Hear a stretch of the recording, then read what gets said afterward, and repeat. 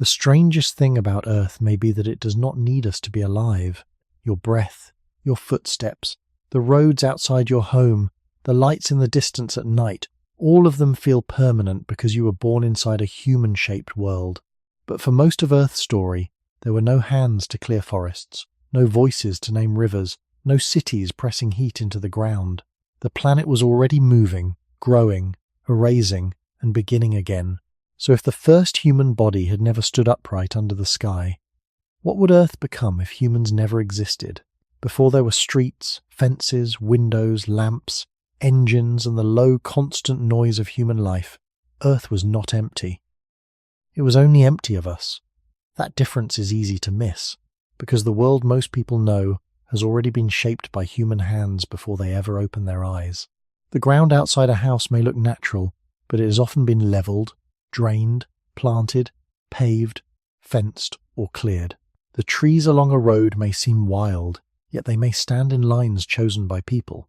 Even the animals that move near our homes are usually the ones that learn to live beside us, under us, around us, or in the spaces we left behind. So to imagine Earth without humans, we must begin before the first upright body crossed a landscape with a stone in its hand, before fire became a companion, before shelters gathered into camps, before camps became villages, and before villages became the slow pressure that changed the skin of the planet. This is not a picture of a dead Earth. It is the opposite. It is a living Earth without a human shadow. Long before our ancestors appeared, forests spread and retreated with climate. Grasslands opened under dry skies. Ice advanced, then melted back. Rivers cut their beds through rock and soil. Coastlines moved as seas rose and fell. Mountains lifted slowly, then wore down grain by grain. The planet did not wait for human meaning in order to be active. It breathed through oceans, storms, seasons, decay, birth, migration, and fire from lightning. A fallen tree could feed fungi and insects for years. A flood could rearrange a valley in one season. A herd could press trails into grass without ever knowing it was changing the future of seeds. Nothing in that world needed a road sign, a border, or a name. When the first members of the human line began walking in Africa, they entered a planet already full of relationships older than memory. They were not placed into an empty stage. They were small animals inside a vast system, bodies made of hunger, heat, fear, breath, and attention.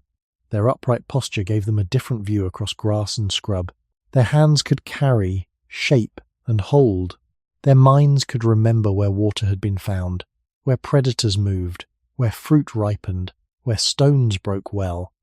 But even then, the Earth was not yet human-shaped. A footprint in damp mud could vanish under the next rain. A stone flake could lie unnoticed under dust. A cooking fire, once fire was controlled, could leave ash, bone, and charcoal, but the wider land around it still belonged mostly to climate, animals, plants, and time. Without humans, even those small marks would never have appeared. There would be no first tool scattered beside a dry riverbed, no cut marks on bone from a hand using stone, no hearth glowing in the dark as an ancient body leaned close to warmth. The absence would begin quietly, not with cities disappearing, but with something much older never happening at all. No human child would learn the shape of a valley by walking behind adults. No old memory would guide a group toward water. No voice would turn a place into a story. This matters because the question is not only what modern buildings would be missing. The deeper question begins much earlier, with the first human pressure placed on land. If humans had never existed, Earth would not simply be today's world without houses and roads. It would be a different chain of consequences from the beginning. Animals would have met different dangers. Plants would have faced different patterns of fire, movement, and clearing. Rivers would have flowed without later dams and canals, but also without the ancient camps that first gathered along their banks. The night would still have been dark, but no human eyes would have watched it with the same mixture of fear and imagination. The stars would still have crossed the sky, but no mind from our lineage would have turned them into directions, seasons, spirits, calendars, or questions. In that older Earth, life would still struggle. Young animals would still die. Teeth would still close around flesh. Cold would still enter bones. Drought would still empty pools. There is no honest way to say that a planet without humans would be gentle. Nature has never been gentle in that simple way, but it would be slower in the places where we later forced speed into it. It would not have fields cut into forests by intention. It would not have fire carried across continents by planning. It would not have one species turning stone, bone, wood, plant fibre, metal, coal, oil and memory into a new layer of planetary force. To begin here is to see our absence not as silence, but as a missing kind of disturbance. Earth would still change. It would still break, heal, burn, freeze, flood, and bloom. Yet it would do so without the strange animal that eventually learned to ask what the whole world might have been without it. To imagine a world without humans, it helps to remove not only the cities, but the habits of seeing that cities have given us. A modern person can look across a field and think it is open because nature made it open.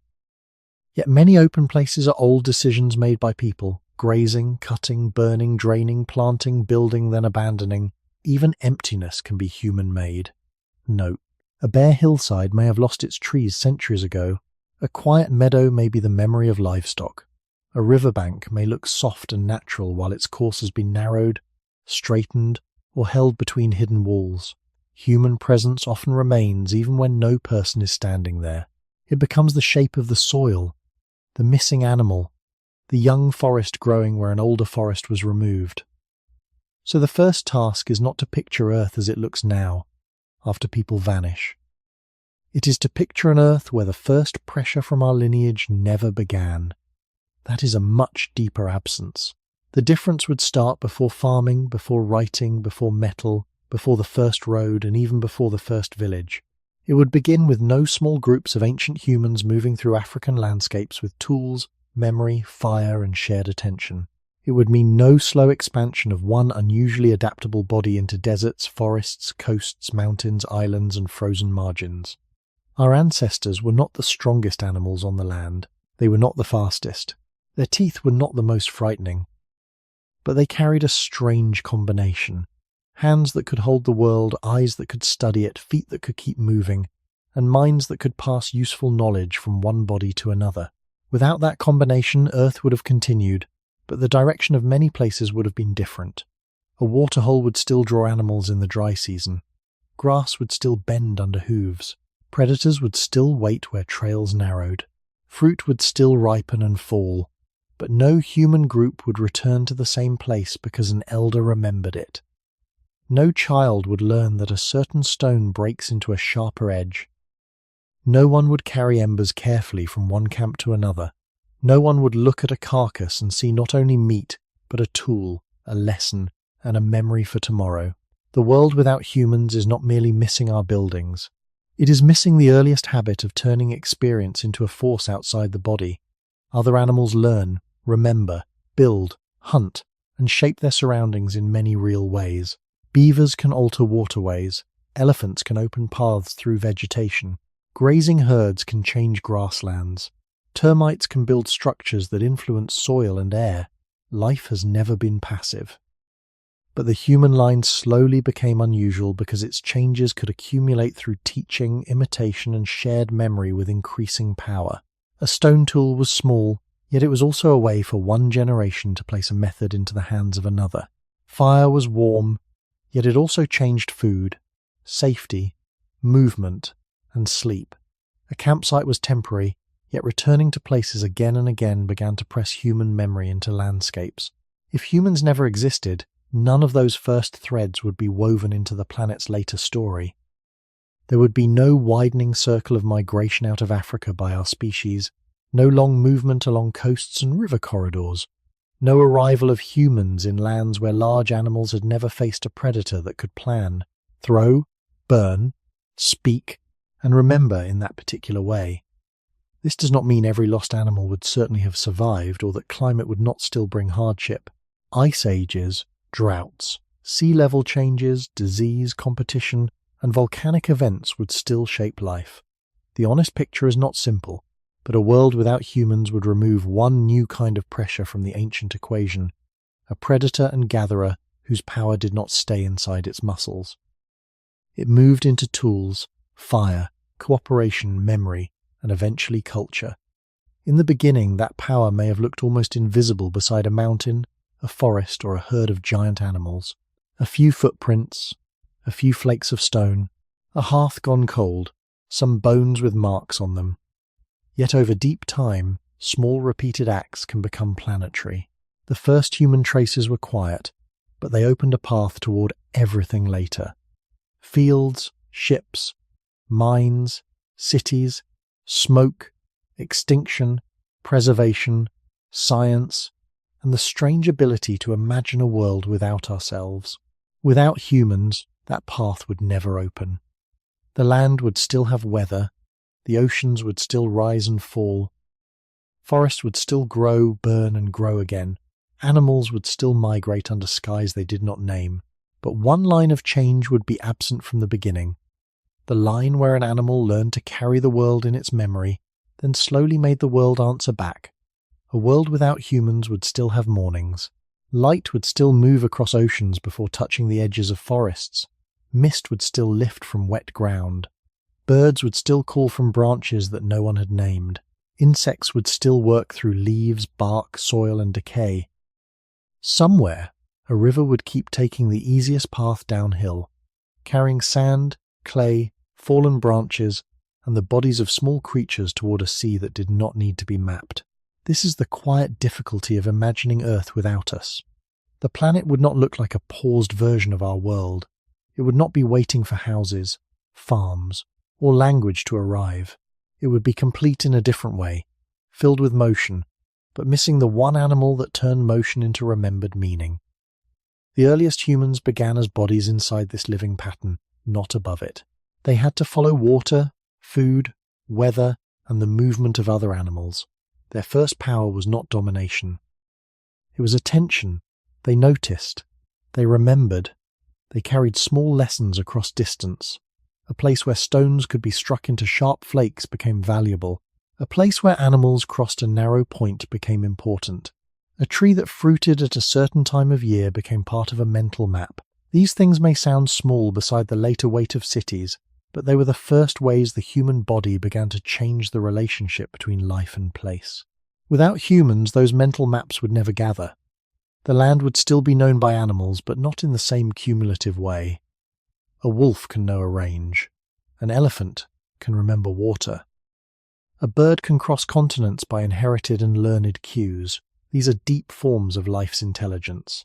But the human line added something different over time. One mind could die, and part of its knowledge could remain in others through gesture, teaching, imitation, and speech. That slow transfer made the body larger than itself. A hand holding a stone was no longer only a hand. It was the end of a memory that may have passed through many hands before it. A fire was no longer only flame. It became a place to return to, a way to soften food, a ring of safety, a center of sleeping bodies. If humans had never existed, Earth would be missing this unusual bridge between generations. There would be no long chain of remembered places, no old route followed because someone once survived there, no tool shape repeated because it worked before. The absence would be nearly invisible at first. Grass would still close over tracks. Rain would still wash soil from slopes. Bones would still crack under weather and teeth. But what would be missing is the beginning of a new kind of continuity. Other creatures would continue to make trails, nests, burrows, dams, mounds, and colonies. Forests and reefs would continue to build living architecture. Yet no human camp would slowly become a repeated point on the land. No gathering place would turn into a seasonal return, then a deeper memory, then a place surrounded by signs of hands. No painted wall would hold the outline of an animal seen by eyes that feared and depended on it. No burial would place the dead into the ground with care that pointed beyond immediate survival. These early traces matter because they show that humans changed Earth before they changed it loudly. Long before smoke from factories, there was smoke from fires. Long before mines, there were stones chosen, carried, and shaped. Long before maps, there were remembered paths through dangerous ground. The question of a humanless Earth must begin here, because this is where the later world first becomes possible. Remove humans from the beginning, and you do not only remove damage, you remove a strange tenderness too, There would be no lullaby, no warning call shaped into language, no elder teaching a child which route is safe, no frightened group holding close through the dark while predators moved beyond the firelight. This does not make humans innocent, and it does not make the planet dependent on us. It only makes the absence more complete. Earth without humans would be rich with life, but poor in human memory. It would have no stories about itself. A glacier could carve a valley, and no one would later wonder how the valley was made. A volcano could darken the sky, and no one would pass down the memory of ash. A species could vanish, and no one would grieve it as a loss beyond hunger or danger. In that world, the planet's changes would remain real but unspoken. The first human presence, then, was not a city or a machine. It was a fragile body looking outward, trying to survive long enough to remember. If that body had never appeared, Earth would still have been immense, beautiful, violent, fertile, and unfinished. But one kind of witness would never have opened its eyes beneath the sky. Forests are easy to misunderstand because they can feel still when we stand at their edge. A person may see shade, trunks, leaves, birdsong, and darkness, but not the slow struggle beneath it. Roots are competing for water. Fungi are moving nutrients through soil. Insects are opening tiny wounds in bark. Seeds are waiting for light. Old trees are falling, and younger plants are rising in the gaps they leave. A forest is not a quiet wall of green. It is a living argument, held together by rainfall, soil, animals, decay, and time. If humans had never existed, many forests on Earth would not simply be larger versions of the broken fragments we know today. In many places they would likely be older, more connected, and less interrupted by the lines that human life later carved through them. No axes would open clearings for fields. No domestic herds would keep young trees from returning. No roads would cut one habitat into separate pieces. No settlements would gather wood year after year for warmth, shelter, fencing, boats, tools, and later industry. Yet it would be wrong to imagine the whole planet covered by endless trees. Earth has never worked that way. Climate would still decide where forests could survive. Dryness would still favour grassland and scrub. Cold would still limit growth near high mountains and polar regions. Lightning would still bring fire. Storms would still tear open canopies. Large grazing animals would still keep some land open by feeding, trampling, and moving in herds. A world without humans would be greener in many regions, but not perfectly green everywhere. It would be a wide, shifting pattern of forest, savanna, wetland, tundra, desert, and grass, shaped by forces older than our species. This matters because modern eyes are used to broken landscapes. We are used to seeing a forest stop at a field stop at a road stop at a town, and a town spread into another road. These edges feel ordinary because we were born after they were made. For the earliest humans, and for older members of the human line, wooded places were not scenery. They were food, danger, shelter, material, and confusion. Trees held fruit, honey, birds, eggs, insects, climbing animals, shade, dry branches, and hidden water. They also hid predators, blocked sight, and slowed the body down. Our ancestors did not begin in a world neatly divided into forest and open land. They moved through mixed places, woodland, grassland, river edges, scrub, and seasonal pockets of abundance. If humans had never existed, those places would still change, but one special kind of disturbance would be absent. There would be no repeated human use of fire, cutting, gathering, and later farming to push plant life toward human need.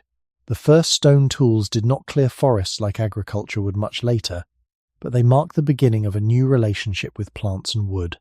A branch could become a digging stick. Dry wood could become fuel. Bark, fibre, leaves, and resin could become useful materials. Once fire became part of human life, the forest was no longer only a place to enter. It became something that could be opened, managed, feared, and used. Natural fire follows weather, fuel, and wind. Human fire can be carried, protected, repeated, and placed with intention. Much later, as farming spread, forests in many regions became obstacles to fields, pasture, houses, and storage. The hunger of the human body moved outward into the trees. A forest could become a field because children had to be fed, Shelters had to be built, and groups needed predictable food. Without humans, countless slopes, valleys, floodplains, and islands would have followed different plant histories. Fallen trunks would have remained longer, feeding insects and soil.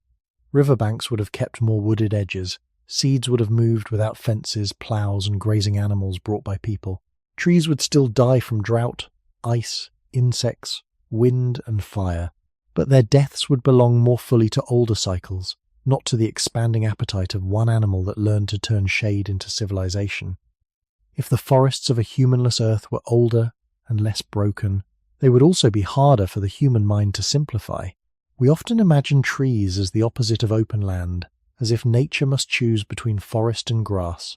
But many landscapes are not fixed in that way. They breathe back and forth across centuries. A wet period can let young trees spread into open ground. A dry period can weaken them again. Fire can open a canopy. Grazing animals can keep saplings low. Floods can bury roots under silt or give seeds a new place to start. Without humans, the boundary between forest and grassland would not be erased. It would keep moving, sometimes slowly, sometimes with sudden force. What would be different is the absence of one species repeatedly forcing that boundary to match its hunger, fear, and planning. In our world, many forests were not only entered, they were converted. Trees became fields. Wood became houses, fences, ships, charcoal, handles, wheels, temples, fuel, paper, and tools. The forest was not just a place around people. It became part of the human body's extended survival system. This began from very old needs. Early humans and their relatives did not look at wood as an abstract resource. They felt cold. They needed shelter from rain. They needed dry branches for fire, places to hide, materials to carry, and landscapes where food could be found before strength ran out. The human body, with its soft skin, long childhood, and need for shared care, could not survive by muscle alone. It survived by turning pieces of the environment into protection. That simple pressure would be missing if humans had never existed. No branch would become a planned tool in a human hand. No grove would be cleared to make a safer sleeping place. No repeated footpath would widen as generations returned to the same water, the same fruiting trees, the same stone source near the same river edge. Over time, the effect would become larger. Before agriculture, human influence on forests varied greatly by place, climate, population, and technology. But it was real in some landscapes. After agriculture, the pressure changed in kind. Farming asked the land for predictability. A forest offers many foods, but not always in the same place, in the same amount, at the same time. A field is a human answer to uncertainty. It is a way of telling plants where to grow, which plants should live, and which should be removed. In a humanless Earth, that command would never arrive. Wild grains, fruits, nuts, roots, and tubers would still evolve under climate, soil, insects, animals, and competition, but not under the selective hand of farmers choosing larger seeds, sweeter flesh, softer fibers, or easier harvests. The plant world would remain less organized around human desire. This would change not only the look of the land, but the lives of animals inside it. A continuous forest can allow some species to move, feed, breed, and hide across wide ranges. A broken forest can trap them in smaller islands of habitat. Without roads and fields cutting through wooded places, many animals would meet fewer human-made edges. Birds that need deep interior forest might have more space. Large mammals might move between feeding grounds without crossing farms, fences, or towns. Predators might follow prey through cover that remained connected for hundreds of miles. Yet again, this does not mean peace. Deep forests have hunger. They have parasites, injury, territorial fights, storms, rot, and sudden death. The difference is not that suffering disappears. The difference is that suffering belongs less to human rearrangement. When an old tree falls in such a world, it is not waste. It becomes a slow feast. Beetles enter, fungi spread, moss holds moisture, small animals nest in cavities, soil thickens from death. In many human landscapes, dead wood was removed because it was useful, dangerous, untidy, or in the way. Without humans, Far more of that fallen life would remain where it fell. The ground would remember the forest through layers of decay. And in that quiet accumulation, Earth would become something less straight, less cleared, less divided, and less obedient to the needs of one upright animal. A forest without humans would not be a museum of untouched beauty. It would be alive in a rougher, older sense. Branches would break without being cleared. Vines would pull at trunks. Floods would leave mud around roots. Insects would sometimes weaken whole stands of trees. Lightning could set dry slopes burning, and after the fire, different plants would return first. Some forests would grow dense and dark. Others would open into glades where large animals fed, rested, and moved through. The land would not be tidy. It would not be designed for walking. There would be no straight path made for the tired human body, no bridge over the wet place, no cut through the thorns, no cleared edge where a person could see danger coming. This is important because the human body did not only change forests with tools, it also changed them by needing safe passage. To move through a dense living world is difficult for a creature that must carry children, watch for predators, find water, and save energy. Our ancestors were shaped by that difficulty.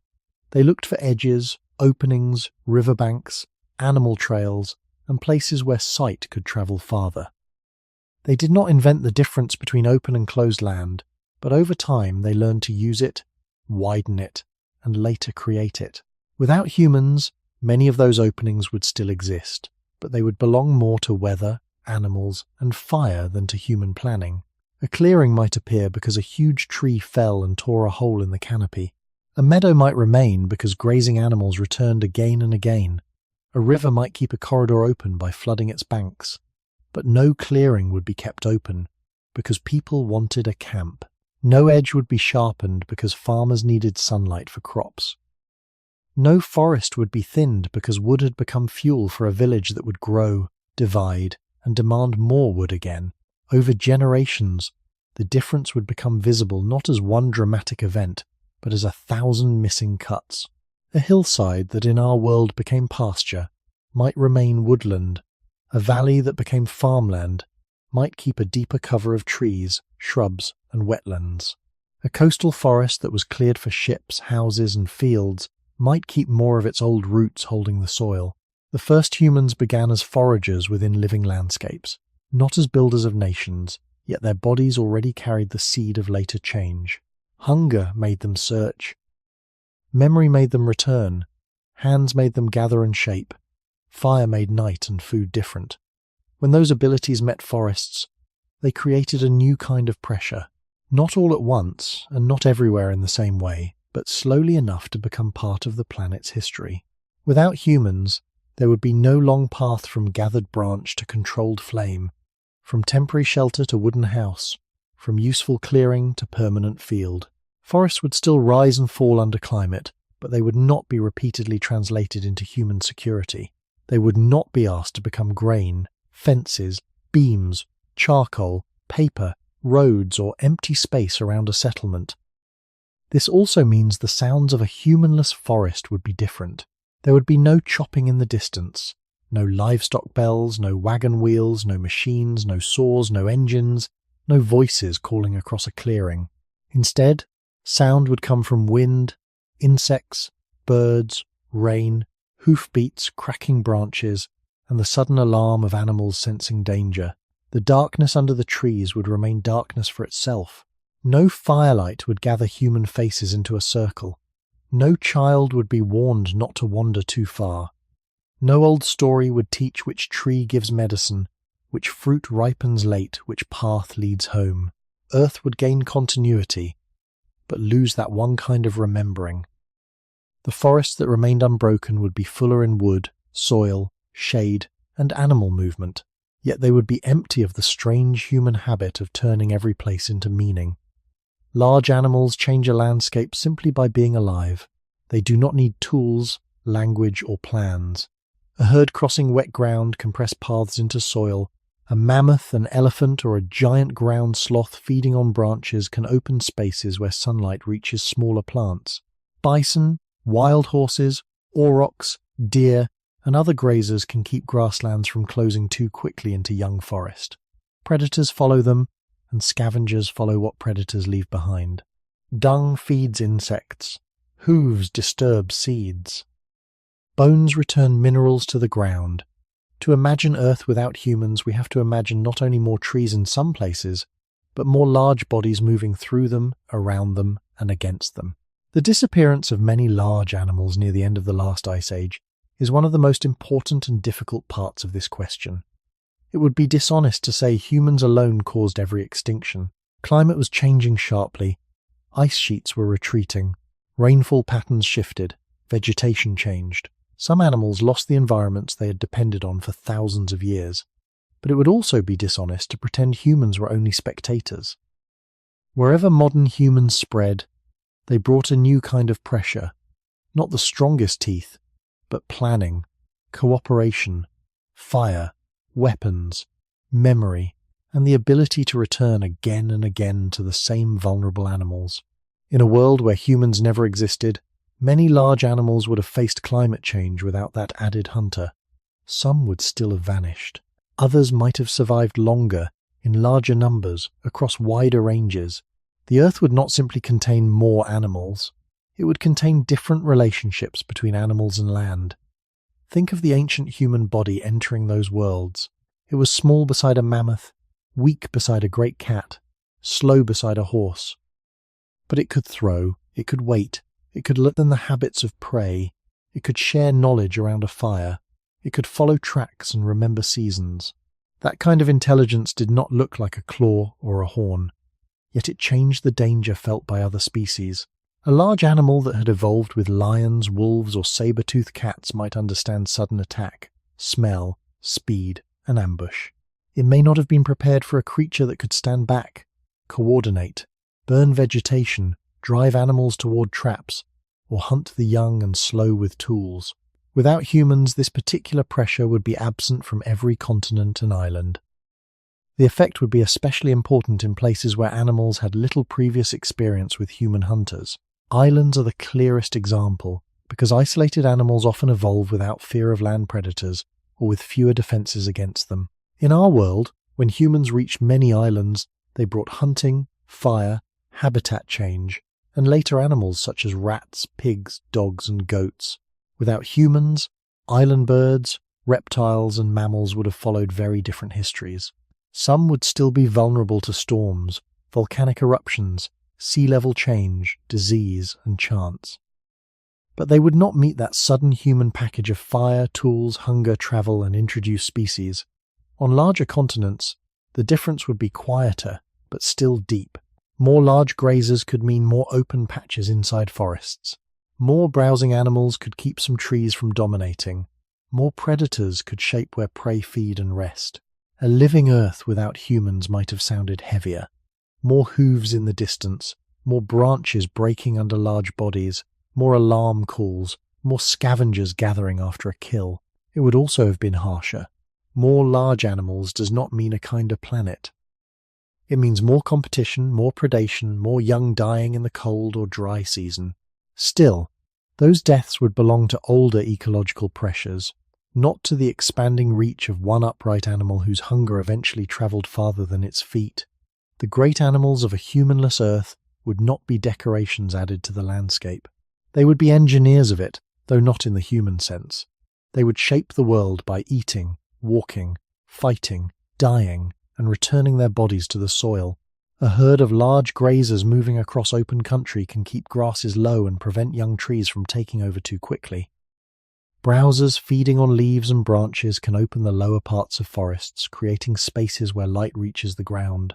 Heavy feet can break crusted soil, press seeds into mud, and make trails that smaller animals later use.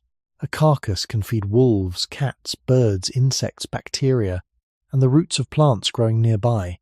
Without humans, many of these older animal pressures might have remained stronger in more places. The land would not simply be greener, it would be more heavily walked, bitten, scraped, fertilized, and disturbed by non-human bodies. This is a different kind of richness from the one we often imagine. It is not peaceful. It is physical.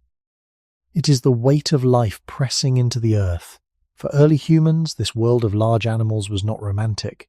It was dangerous, useful, and difficult to read. A giant herbivore could be food, but it could also crush a body. A predator could leave meat behind, but it could also return to defend it. Bones could become tools. Skins could become warmth. Fat could mean survival through cold or hunger. The human body, vulnerable and slow compared with many animals, learned to live inside these risks by attention and cooperation.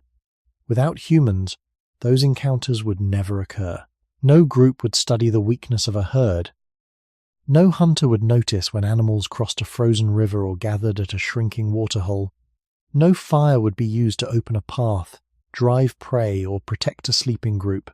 The large animals would still fear other predators, drought, injury, and hunger, but not that patient, remembering creature whose danger could be carried in tools and shared in stories.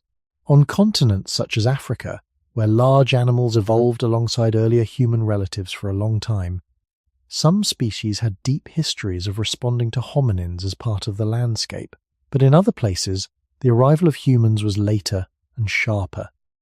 When people reached new lands, animals that had never faced that exact kind of hunter were suddenly exposed to a pressure that came with memory, fire, and social learning. In a world without humans, those meetings never happen. Australia, the Americas, and many islands might have kept very different communities of large or unusual animals, though we must say this carefully. Climate change at the end of the Ice Age still would have transformed habitats. Some grasslands would still shrink. Some cold-adapted animals would still struggle as temperatures rose. Some species might still fail because the world around them changed too fast. But without human hunting, burning, and later habitat change, the balance of survival and extinction could have shifted. More species might have found refuges. More populations might have persisted in scattered regions. More ecological roles might have remained filled. The absence of humans would also change fear itself. Animals organize their lives around danger. Where predators move, prey feed differently, rest differently, and raise their young differently. If humans never existed, there would be no human fear added to that map. No animals would learn to avoid camps, fields, smoke, dogs, traps, arrows, roads, engines, or the smell of human bodies. Their fear would still be real, but it would be older in shape. It would follow claws, teeth, hunger, weather, and darkness. And across generations, that difference would settle into the land. Trails where animals kept moving, valleys where herds remained, forests opened by browsing mouths, grasslands held open by hooves, and bones scattered without ever being cut by a stone blade. Extinction is often imagined as a sudden silence, but in real landscapes it can be slower and harder to see. A species may not vanish in one moment. It may retreat from one valley, then another. Its herds may become smaller. Its young may survive less often. Its old roots may break as climate changes. Forests shift, grasslands shrink, or water becomes harder to find. Then another pressure arrives and the balance tips. This is why a world without humans must be imagined with care. It would not save every ancient animal. It would not freeze the Ice Age in place. It would not keep mammoths forever on every cold plain, or giant ground sloths forever in every woodland, or great birds forever on every island. Earth changes too deeply for that. But without humans, many disappearances would likely have followed different paths. Some losses might have been delayed. Some populations might have remained in refuges. Some animals that were pushed into final danger by human hunting, burning, habitat change, or introduced species might have continued into a different future. The important point is not that humans were the only force. The important point is that humans became an extra force. And for large animals, an extra force can be enough. Large bodies often reproduce slowly. Many big mammals have long pregnancies, long childhoods, and fewer young. That makes them powerful in life but vulnerable under repeated pressure. A small animal that produces many offspring can sometimes recover quickly after loss. A giant animal cannot always do that. If a human group kills only a few adults each year, or if it targets animals near water, near nesting grounds, or during seasonal movement, the effect can grow through generations. The ancient human body did not need to be stronger than a mammoth to matter. It only needed memory, patience, tools, and cooperation repeated over time. This is where the story returns to our beginning as a species. Our ancestors survived by turning weakness into strategy. They watched tracks. They read broken branches. They understood fatigue in other animals because they knew fatigue in themselves. They learned that a large body can be dangerous when strong, but vulnerable when young, old, trapped, injured, or separated. Without that human way of seeing, the lives of many animals would have been organized around older dangers instead.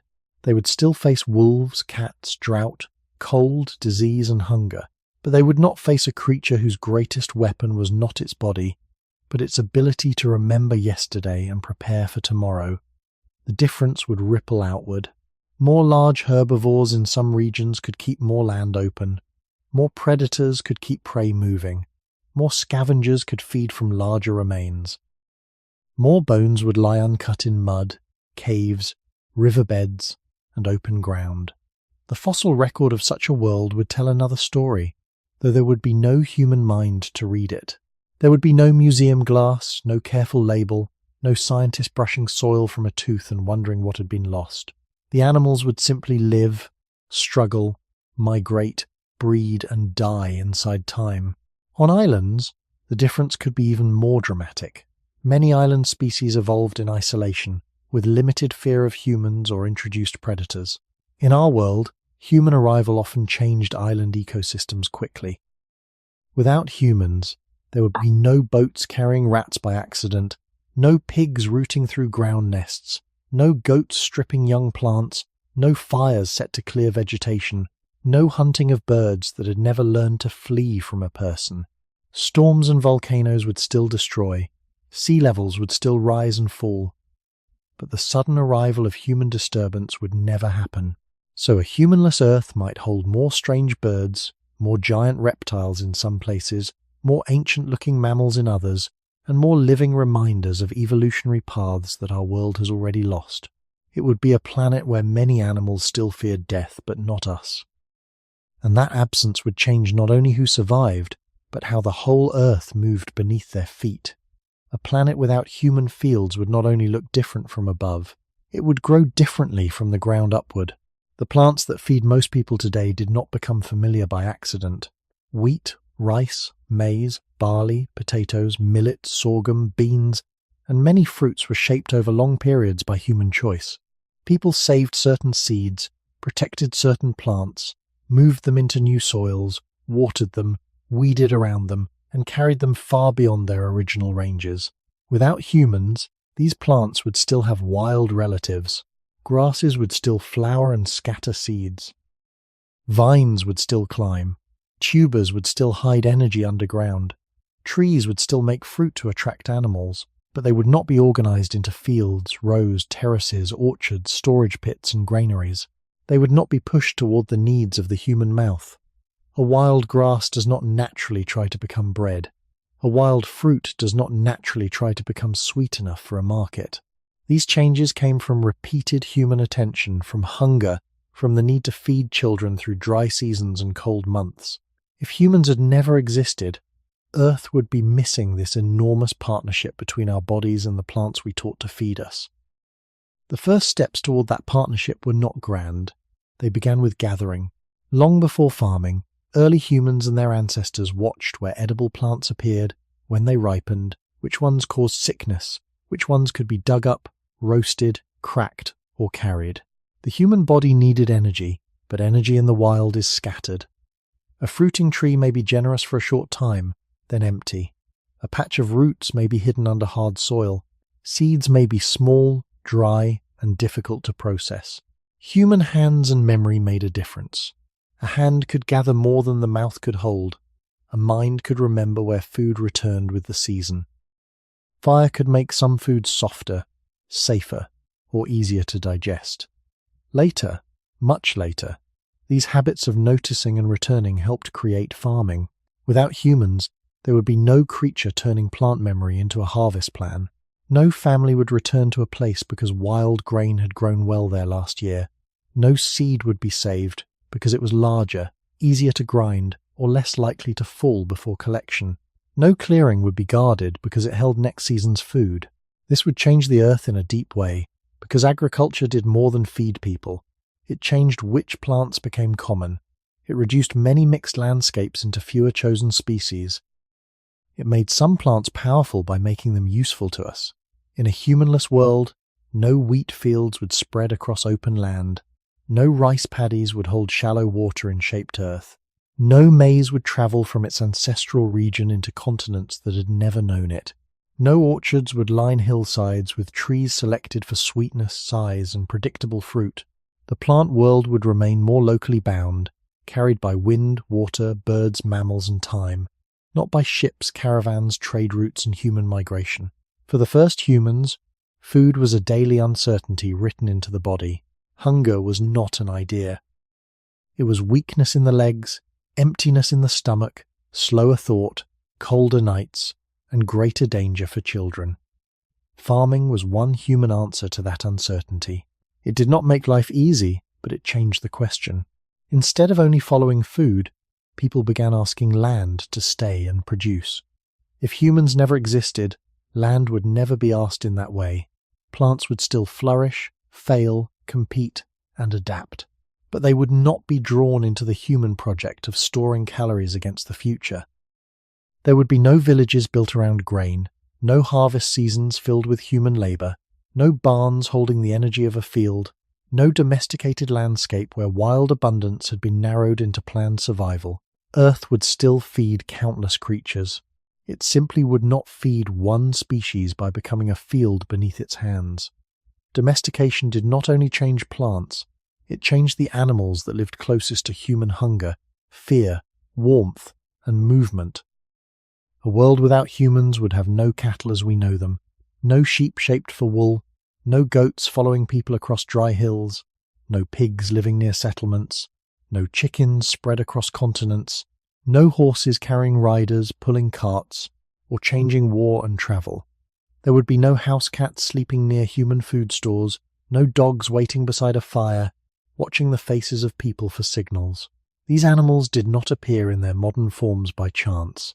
They were drawn into human life over generations, sometimes by choice, sometimes by opportunity, sometimes by the quiet advantage of staying near camps where scraps, warmth, and protection existed. Without humans, their wild ancestors and relatives would still have their own histories, but the domesticated world would never form. The planet would lose an enormous layer of life that now seems ordinary, because we were born inside it. The cow in a field, the dog in a doorway, the chicken beside a village, the sheep on a hillside, all of these are signs that the human body once needed food, help, warmth, warning, transport, and companionship so consistently that evolution began to bend around those needs. The first deep bond may have formed with wolves, though the exact pathway is still studied carefully. It was not simply a person deciding to create a dog in one moment. More likely, over a long time, some wolves lived closer to human groups, feeding near camps or following the remains of hunts, while less fearful individuals gained advantages. Humans also gained something: warning, tracking, shared alertness, perhaps help in hunting and protection. The ancient human body was vulnerable at night. It slept deeply enough to be at risk, carried children who could not defend themselves, and lived in a world where smell, sound, and movement could mean danger. An animal with sharper senses living near the edge of the firelight could change that relationship with the dark. If humans never existed, wolves would still be wolves, shaped by prey, territory, climate, and pack life. But they would not become dogs. No animal would evolve to read human gestures so closely. No creature would wait for a hand signal, guard a camp, follow a trail with people, or become part of human emotional life in that familiar way. Later domestications would alter Earth even more visibly. Herd animals turned grass into milk, meat, hides, horn, bone, traction, and wealth. Sheep and goats could survive in dry or rugged places where farming was difficult. Cattle could pull heavy loads and transform landscapes through grazing. Horses changed movement across open ground, carrying people, goods, messages, and violence farther than feet alone could manage. But in a humanless Earth, there would be no pastures made for domestic herds, no barns, no corrals, no breeding for size, obedience, wool, milk, speed, or meat. Wild herbivores would still graze, migrate, fight and die, but they would not be gathered under human ownership. Their reproduction would not be planned around human calendars. Their bodies would not be selected for human use. This matters because domesticated animals became one of the main ways humans expanded themselves. A human stomach could not eat grass, but cattle, sheep and goats could turn grass into food humans could use.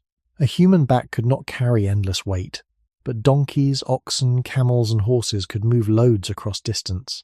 A human settlement could not easily guard every edge, but dogs could hear and smell beyond human senses. Without these partnerships, Earth would not only lack familiar animals, it would lack the entire web of fields, fences, manure, grazing pressure, animal paths, trade routes, disease exchanges, and settlement patterns that grew around them. A humanless planet would still be full of animal life, but no species would be remade so deeply by living inside the needs of one upright primate. A world without villages would be more than a world without houses. It would be a world without the long gathering of bodies in one place, without the pressure that comes when many stomachs depend on the same ground season after season. Farming and domesticated animals did not only give humans food, they changed how humans stayed. Before that, movement was often part of survival. People followed animals, fruits, roots, fish, weather, and water. Camps could be temporary. Belongings had to be limited by what the body could carry. But when plants were planted and animals were kept, the land began to hold people in new ways. A field asked people to return. A herd asked people to guard, breed, milk, move, and count. Stored grain asked for walls, containers, rules, and protection. In a humanless Earth, this entire settled pressure would never begin. There would be no small village appearing near a river, no smoke rising day after day from the same roofs, no footpaths becoming lanes, no lanes becoming roads, no cleared ring around a settlement expanding slowly into forest, grass, and wetland. The planet would not have that repeated human pattern. Choose a place, stay, defend it, enlarge it, and pass it to the next generation. This matters because settlement changed both Earth and the human body's relationship to time. A forager may think in seasons, routes, animal movement, ripening plants, and remembered water. A farmer must also think in planting, waiting, storing, inheritance, drought, ownership, and future hunger. Land becomes more than ground. It becomes a promise and a risk. If the crop fails, the body cannot simply pretend it does not need food. Children still need feeding. Elders still need care. Animals still need pasture. So humans changed the land to reduce uncertainty, even when that change created new burdens. Forest became field, wild grass became crop, wild herd became domestic herd. Mud, wood, stone, reed and clay became shelter, storage, fence, and enclosure. Without humans, none of that human architecture of survival would press itself into the surface of Earth. There would still be shelters made by animals, nests, burrows, dams, hives, mounds, dens, but there would be no village as a memory machine, no place where generations of human hands repaired the same wall, swept the same floor, buried the dead nearby, stored food for winter, and taught children that this place was home. The absence of villages would also change disease, waste, and population. When people lived closely with domesticated animals, new pathways opened for infection. Waste gathered where many bodies stayed. Diet narrowed in some places around staple crops. Populations could grow, but they also became tied to harvests, storage, and social order. In a humanless world, there would be no dense human settlements to create those pressures. No grain stores would attract rodents into human spaces. No livestock pens would concentrate animals beside sleeping families. No walls would hold both protection and crowding. The Earth would still have disease, parasites, and death in every ecosystem, but it would not have the particular biological intensity created when humans, crops, and domestic animals lived close together for generations. The deeper change is that without villages, Earth would not be divided into owned human spaces. A river valley would not become a chain of fields belonging to families, chiefs, temples, states, or markets. A hillside would not be measured for terraces. A plain would not be fenced into pasture. The ancient human need for food would never become property lines. The need for safety would never become walls. The need for memory would never become permanent houses. The land would still hold animal territories, nesting grounds, migration routes, and feeding ranges, but not the human idea that a place can belong to a person, a family, or a kingdom. So if humans had never existed, Earth would not only be missing the crops and animals we made familiar, it would be missing the settled centre around which later history turned: the village, the field, the pen, the storehouse, and the quiet beginning of civilization's weight upon the ground. Rivers would still exist without humans, but they would not be forced to behave like human property. They would bend, split, flood, dry, overflow, abandon old channels and cut new ones according to rain, gravity, sediment, rock, vegetation, ice, and time.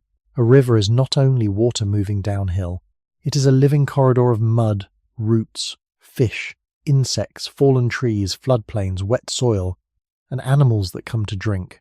In a human-shaped world, many rivers are made to look narrower and more obedient than they really are.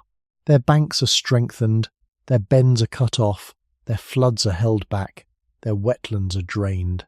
Their water is stored behind dams, pulled into canals, lifted into fields, or carried into cities.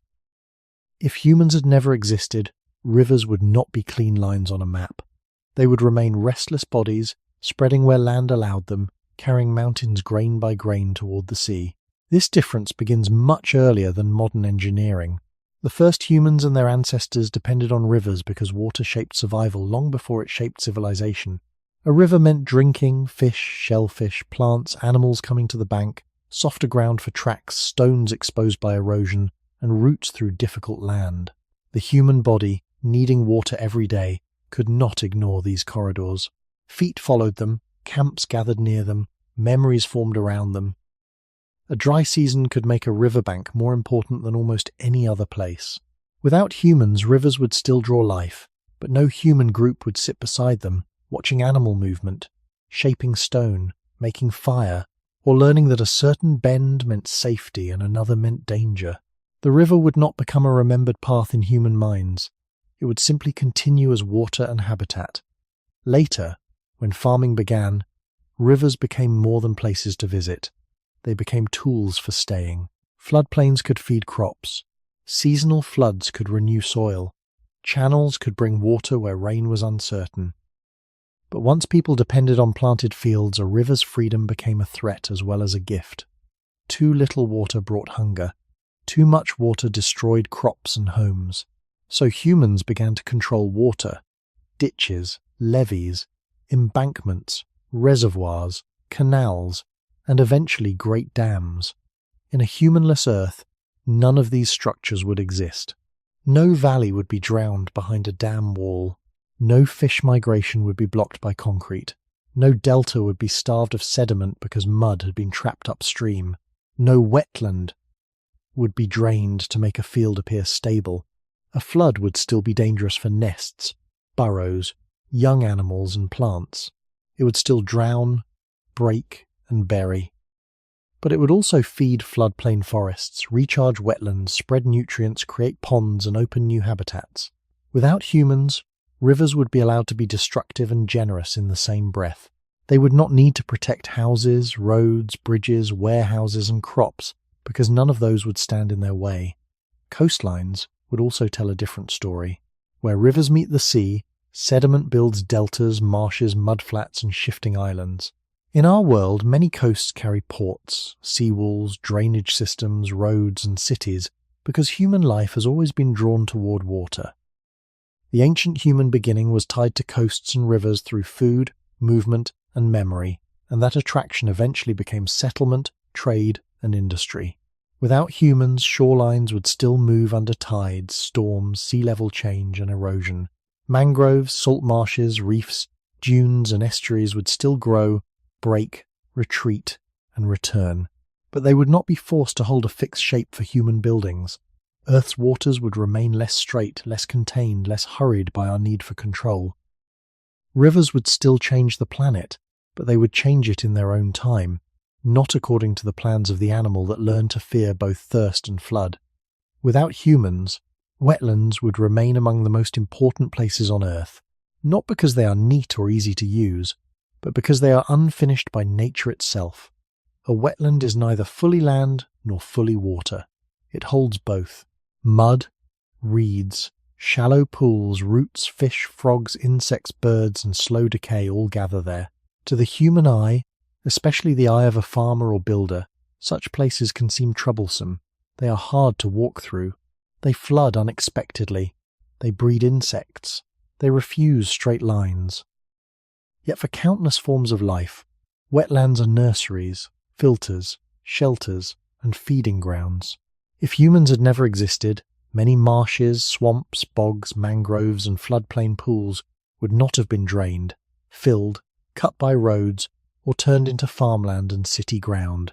They would still shift with seasons, but their shifting would belong more to water, plants, and animals than to human plans.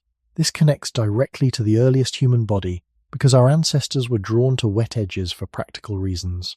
Where land meets water, food often gathers. Fish, shellfish, birds, eggs, edible plants, reeds, clay, and animal tracks can all appear near wet ground. A river edge or marsh could help a small group survive when open land was dry or forest food was uncertain. But the same wet places could also slow movement, hide danger, carry disease, and exhaust the body. Humans learn to approach them with caution, memory, and tools. A certain crossing might be safe in one season and deadly in another. A certain pool might hold fish before it dried. A certain bank might collapse underfoot. Without humans, none of those observations would become routes, camps, stories, or later engineering. The wetland would remain itself, not a problem to solve or a resource to organize. As farming and settlement spread, the human relationship with wet ground changed. Wetlands that once offered many small forms of food could be seen as land waiting to be made useful. Drainage turned waterlogged soil into fields, channels guided water away, dikes and embankments tried to hold floods in place. Cities expanded over marshy ground because coasts and river mouths were valuable for transport and trade. In a humanless Earth, these transformations would never happen. No marsh would be buried under streets. No swamp would be cut into straight drainage lines. No mangrove shore would be removed to make a harbour, pond, or development. The water would keep making uncertain borders, and those uncertain borders would support life in ways that are easy to overlook. Young fish could shelter among roots, migrating birds could rest in shallow water, amphibians could breed in temporary pools, floodplain trees could grow where rivers left fresh silt. Decay would build dark soils slowly, without being hurried into crops or sealed beneath buildings. A world without human roads would also let water choose more of its own connections. Roads often slice through wetlands, forcing water through pipes or narrow channels. They make firm lines across places that were meant to spread. Without them, seasonal water could move more freely between pools, marshes, river bends, and low forests. Animals could follow wet corridors without crossing traffic, fences, canals, or settlements. This would not make wetlands gentle. Floods would still drown nests. Stagnant water could still carry parasites. Storms could tear mangrove roots apart. Drought could shrink pools into cracked mud. But the damage and renewal would remain within older rhythms. The ancient human need for dry feet, safe shelter, stored food, and reliable paths would not be imposed on land that naturally refused to stay firm. Earth without humans would have more of these in-between places, not fully open, not fully closed, not easy to name, but deeply alive. And in their quiet resistance to straight lines, they show one of the clearest differences between a planet shaped by water and a planet shaped by the animal that always tried to control where water could go. A river that reaches the sea is never finished. It keeps delivering fragments of inland life to the edge of salt water. Sand from mountains, leaves from forests, minerals from stone, soil from fields that would not exist in a humanless world, and the remains of animals carried after flood or drought. Where that river slows, a delta may begin to form. Mud settles, channels divide. Reeds, mangroves, marsh grasses, fish, crabs, birds, insects, and roots take hold in land that is still half water. Without humans, many deltas and coastlines would remain more changeable, more open to the old conversation between river and sea. They would not have to defend ports, roads, warehouses, farms, airports, seawalls, or crowded cities. A storm could move sand without destroying property. A channel could shift without threatening a district. A marsh could migrate inland as sea level changed, because no wall, road, or building would block its retreat. To modern people, this sounds unstable. To Earth, it is normal. The human body was always drawn to coasts and river mouths because these places gather food and movement.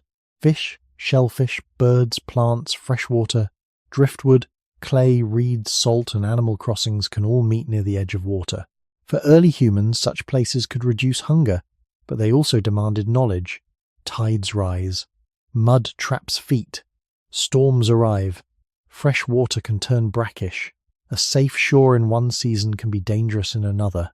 Our ancestors survived near water by watching patterns, remembering paths, and teaching each other where to step, where to gather, when to leave, and when to return.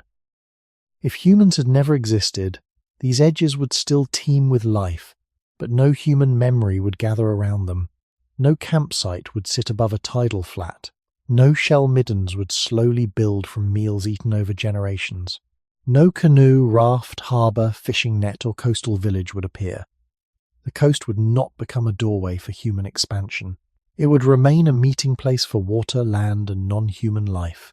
Later, that attraction to water became one of the foundations of civilization.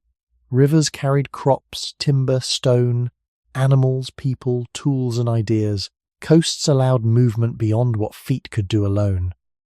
Human settlements grew where water made trade, food, and transport easier, but the same attraction forced shorelines into unnatural shapes. Harbours were dug, channels were deepened, wetlands were filled, deltas were farmed, sea walls were built to keep water away from places where people had decided to stay. Without humans, there would be no dredged shipping lanes, no artificial islands, no canals joining waters that had never met. No concrete edge replacing mangrove roots, no city lights spreading along bays and estuaries. Water would still take land and give land back. Beaches would migrate. Barrier islands would break and reform. Coral reefs, where conditions allowed them, would grow or suffer under natural changes in temperature, storms, disease, and sea level, but not under the added pressures of pollution, dredging, overfishing, and coastal construction.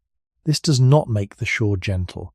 The sea is one of the strongest reminders that Earth does not arrange itself for comfort. Waves erase tracks. Storm surges drown low ground. Salt kills plants that cannot tolerate it. A coast can look calm in the morning and be remade by night, but without humans, that violence would not collide with houses, roads, ports, and fixed borders. The ancient need for secure ground would not harden the shoreline. No one would demand that a delta stay still for taxes, trade, inheritance, or maps. Earth's waters would keep changing shape without being treated as disobedient. And in that world, the planet would have fewer straight edges, fewer trapped rivers, fewer drowned valleys behind dams, and fewer coasts forced to pretend they are permanent. Fire would still exist on a planet without humans, but it would not become a companion. Lightning would still strike dry grass. Volcanoes would still spill heat from beneath the crust. Long droughts would still turn leaves, branches, and roots into fuel. Wind would still carry flames across slopes, plains, and forests when conditions were right. In that sense, Earth has always known fire. It did not need a human hand to begin burning. But human fire was different, because it could be kept, moved, repeated, and placed with intention. A lightning fire belongs to weather. A human fire belongs to memory. That difference changed the planet more slowly at first, then more deeply than almost anything our species learned to do. If humans had never existed, there would be no hearths glowing at the edge of darkness, no cooked food softening between teeth, no smoke rising from camps, no burned clearings made for hunting, travel, or later crops. Fire would remain a natural event, not a daily technology wrapped around the vulnerable human body. For early humans, fire touched almost every weakness. The body gets cold, teeth struggle with tough food, The stomach must spend energy breaking down what the mouth can barely process. Night reduces sight and makes every sound harder to understand. Predators move beyond the edge of vision. Children need warmth. Elders need protection. A flame did not remove danger, but it changed the shape of danger. It made a small circle where bodies could gather, rest, see one another, and push darkness slightly farther away. Without humans, that circle never appears. No animal would sit beside controlled fire and slowly become dependent on the warmth, food, safety, and social closeness it allowed. The night would still burn sometimes under lightning, but it would not hold that steady human glow. This matters because controlled fire was not only light, it was a bridge between biology and environment. It helped make some foods easier to chew and digest. It allowed warmth in colder places. It may have extended waking social time after sunset. It made wood, bone, plants, meat, and later clay, metal, and stone enter new relationships with heat.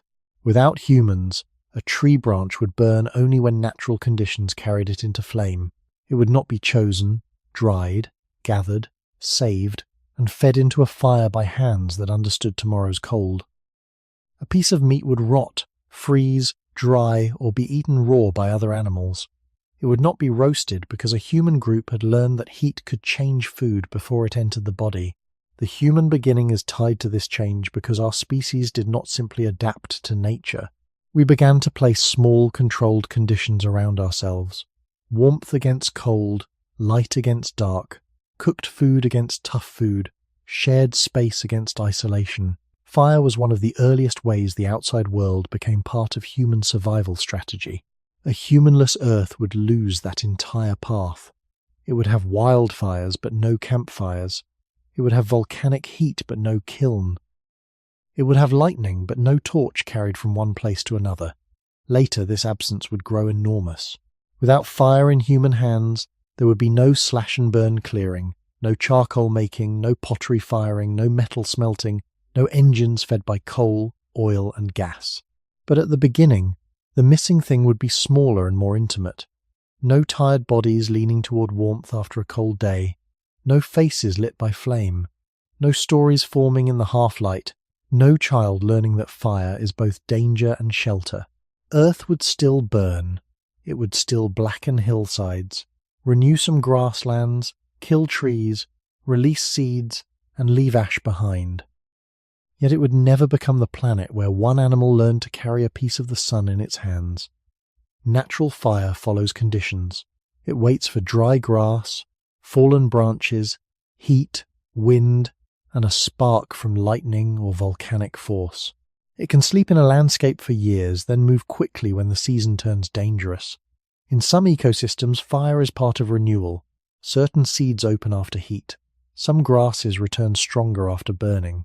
Dead plant matter is cleared, nutrients return to soil, and open patches appear where animals can feed. Without humans, this kind of fire would continue. Forests, savannas, shrublands, and dry hills would still burn where climate allowed it. But the timing, frequency, and placement of fire would not be shaped by human intention. No one would burn a patch of land to make travel easier. No one would clear undergrowth to attract game. No one would set fire to prepare a field, protect a camp, signal across distance, or drive animals toward hunters. The flames would belong to weather and fuel, not to a mind choosing where tomorrow's landscape should be more open. This difference returns us to the earliest human body, because controlled fire was a way of borrowing power from the environment. A person cannot grow fur in one night. A child cannot become strong enough to survive cold simply by needing to. Teeth cannot suddenly become the teeth of a hyena, but fire allowed humans to surround their weaker bodies with a small artificial climate. It softened food outside the mouth. It warmed skin without changing skin. It made darkness less complete without changing the eye. In that sense, fire let humans live partly beyond the limits of their own anatomy. If humans had never existed, no animal would push that process in the same direction. A bird might use a burning edge to catch fleeing insects. Some animals may benefit from burned ground after a natural fire, but they do not build a continuing life around guarded flame, cooked meals, stored fuel, and repeated burning. Human fire became habit, and habit became ecological force. Over long time, repeated burning can change what grows. A forest burned often enough may fail to close, grassland may expand, certain plants may become favoured while others retreat. Animals that prefer open ground may gain space, while those needing dense cover may lose it. In our world, human burning interacted with climate, vegetation, and animal movement in complicated ways. It was not the same everywhere, and it should not be described as one simple global event. Some landscapes were shaped strongly by fire use, others less so. But remove humans entirely, and one important source of repeated, purposeful burning disappears from Earth's story. In a humanless world, a dry valley might still burn after lightning, but it would not be burned again because people remembered that fresh shoots attracted animals. A woodland edge might open after drought, but it would not be held open by generations who needed visibility, movement, or farmland. A patch near water might gather fallen branches, but no one would collect them to keep a fire alive through the night. Later, the difference would grow into the foundations of technology. Fire made clay hard. Fire changed stone and pigment. Fire turned wood into charcoal. Fire released metals from ore. Fire eventually drove furnaces, engines, factories, ships, trains, and power plants. But all of that begins from a simpler human scene. A vulnerable group learning that heat could be controlled outside the body. Without humans, Earth would still have ash. It would still have blackened trunks, smoke from lightning fires, grass returning after flame, and animals moving through newly opened land. Yet it would not have the long chain from hearth to furnace, from cooked root to metal tool, from camp smoke to industrial sky. Fire would remain part of Earth's rhythm, but not part of an animal's memory in the same way. It would burn, fade, and return when nature allowed it, never becoming the quiet center of human survival. The deepest difference between natural fire and human fire is not only control, it is continuity. A lightning fire may burn fiercely, then disappear when rain comes, when fuel ends, or when wind changes. Human fire could be carried across that gap.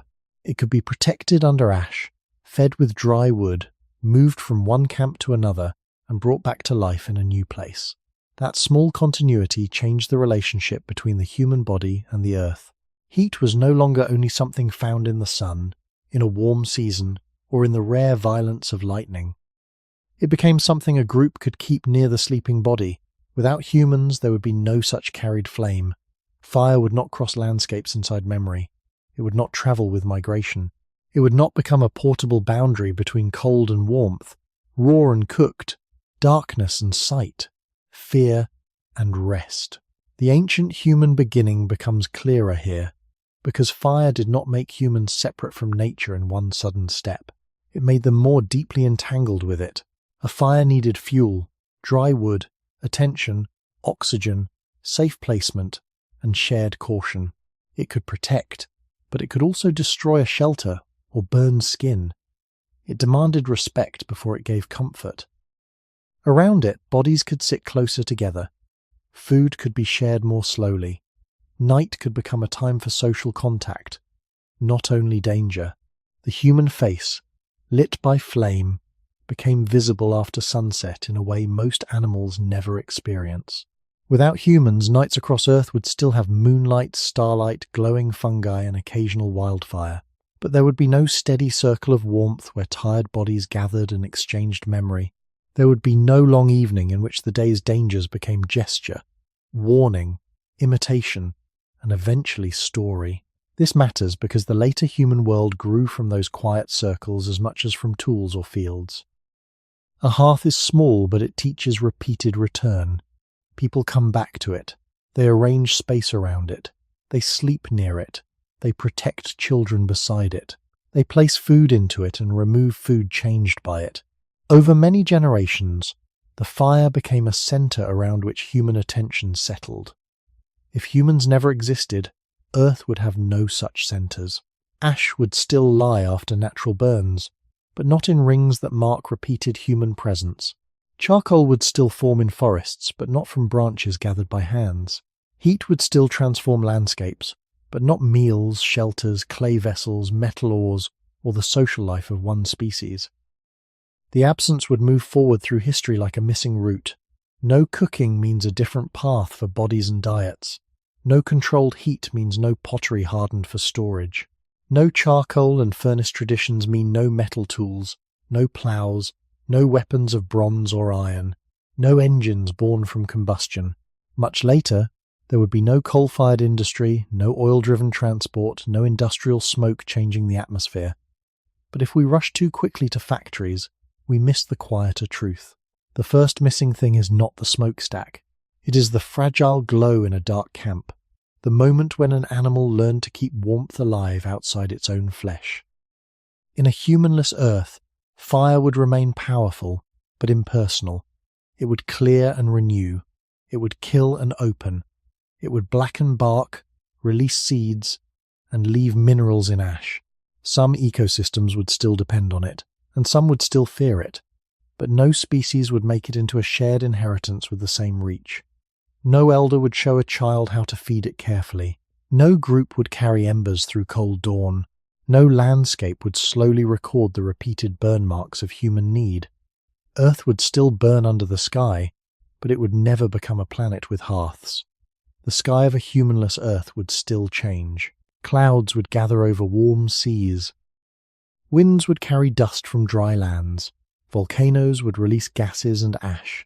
Forests, grasslands, wetlands, oceans, and soils would exchange carbon with the air in slow, uneven rhythms.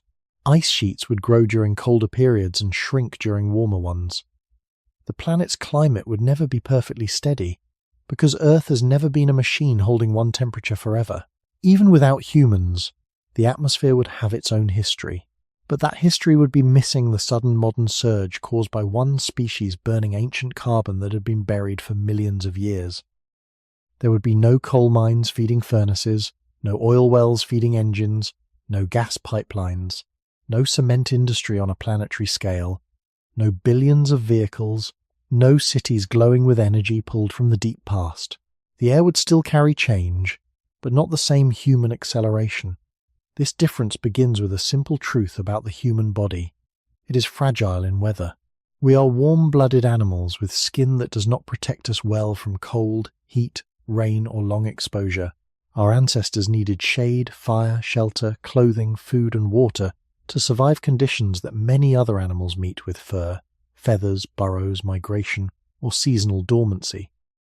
From the beginning, humans answered climate not only by enduring it, but by building small protections around themselves: a fire against cold, a shelter against wind, a carried skin against night air, a camp near water in a dry season. Without humans, those small acts would never grow into the enormous systems that later warmed houses, cooled rooms, moved food across oceans, and powered cities through winter and summer. The atmosphere would not receive the long consequence of that struggle for comfort, safety, and stored energy. In a world without humans, carbon would still move, trees would grow and die, peatlands would store carbon in wet, slow decaying ground. Oceans would absorb and release gases, wildfires would send smoke into the sky, volcanoes would disturb climate for a time, methane would still rise from wetlands and from the digestion of wild animals. None of this would stop, but the scale and speed would be different from the industrial world we know. The buried remains of ancient plants and plankton would mostly stay underground. Coal would remain in seams. Oil would remain trapped in rock. Natural gas would remain where geology held it, except where natural seepage allowed it to escape. No human hand would dig, drill, refine, burn, ship, or turn that stored past into heat and motion at such speed. The sky would not become a record of factories, power plants, engines, and cleared forests. It would remain a record of older forces: sunlight, oceans, plants, ice, volcanoes, and orbital cycles. This does not mean the climate would be kind. Ice ages could still make vast regions unlivable for many species. Droughts could still empty lakes. Warm periods could still move forests, melt ice, raise seas, and push animals from old ranges. The Earth without humans would still be capable of loss, but its losses would not carry the same signature of human energy use. There would be no temperature rise driven by industrial combustion, no modern blanket of greenhouse gases thickened by mines, engines, and mass production.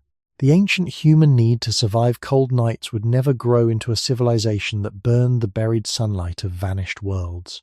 The air above such a planet would still be restless, but it would not hold our breath in the same way. It would not remember our fires, our engines, our appetite for light after sunset, or our refusal to let the weather decide the limits of human life. Without humans, the atmosphere would still hold memory, but the memory would be older and slower. Air is never empty. It carries pollen, salt, ash, dust, spores, moisture, and the invisible balance of gases made and remade by life. A forest breathing through leaves, an ocean absorbing carbon, a swamp releasing methane, a volcano throwing sulfur into the sky, a wildfire lifting smoke into the wind. All of these would still write themselves into the air. The difference is that no single tool-making species would add its own industrial layer on top of those older rhythms. There would be no cities pouring heat upward through glass, metal, and asphalt. No aircraft drawing pale lines across the upper sky. No factories releasing smoke day after day because distant bodies wanted light, warmth, transport, and manufactured things. The air would still change, but it would not be crowded with the byproducts of human intention. This matters because human life has always been a negotiation with weather. The first people did not control climate. They felt it directly on skin, lungs, muscles, and sleep. Cold could stiffen fingers. Heat could dry the mouth. Smoke from a small fire could irritate the eyes, but without that smoke the night could become too cold. Rain could protect a landscape from fire, yet make a body weaker if shelter failed. The ancient human body learned to survive by creating tiny pockets of difference. A fire, a windbreak, a hide covering, a shaded camp, a stored meal. These small protections were not industrial, they were intimate, but they reveal the beginning of the same long human habit.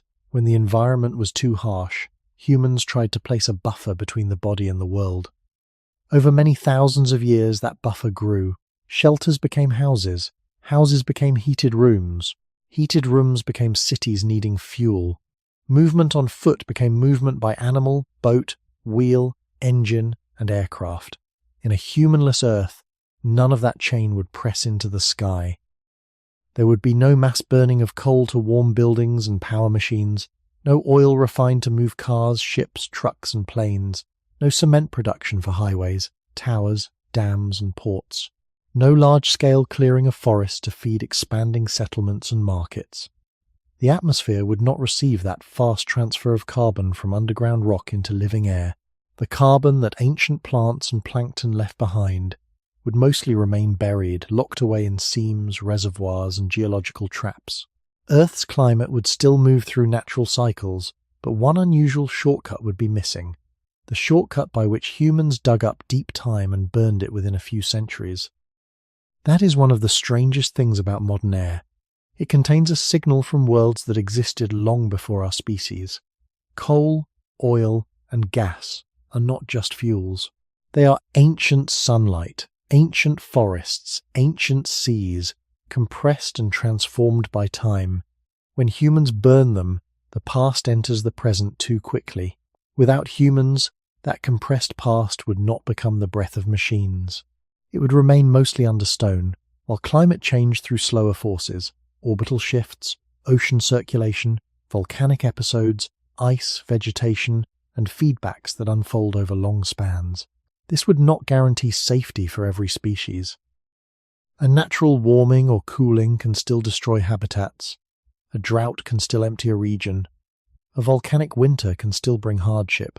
But those changes would not be shaped by the modern human need to make night bright, winter warm, summer cool, distance short, and production endless.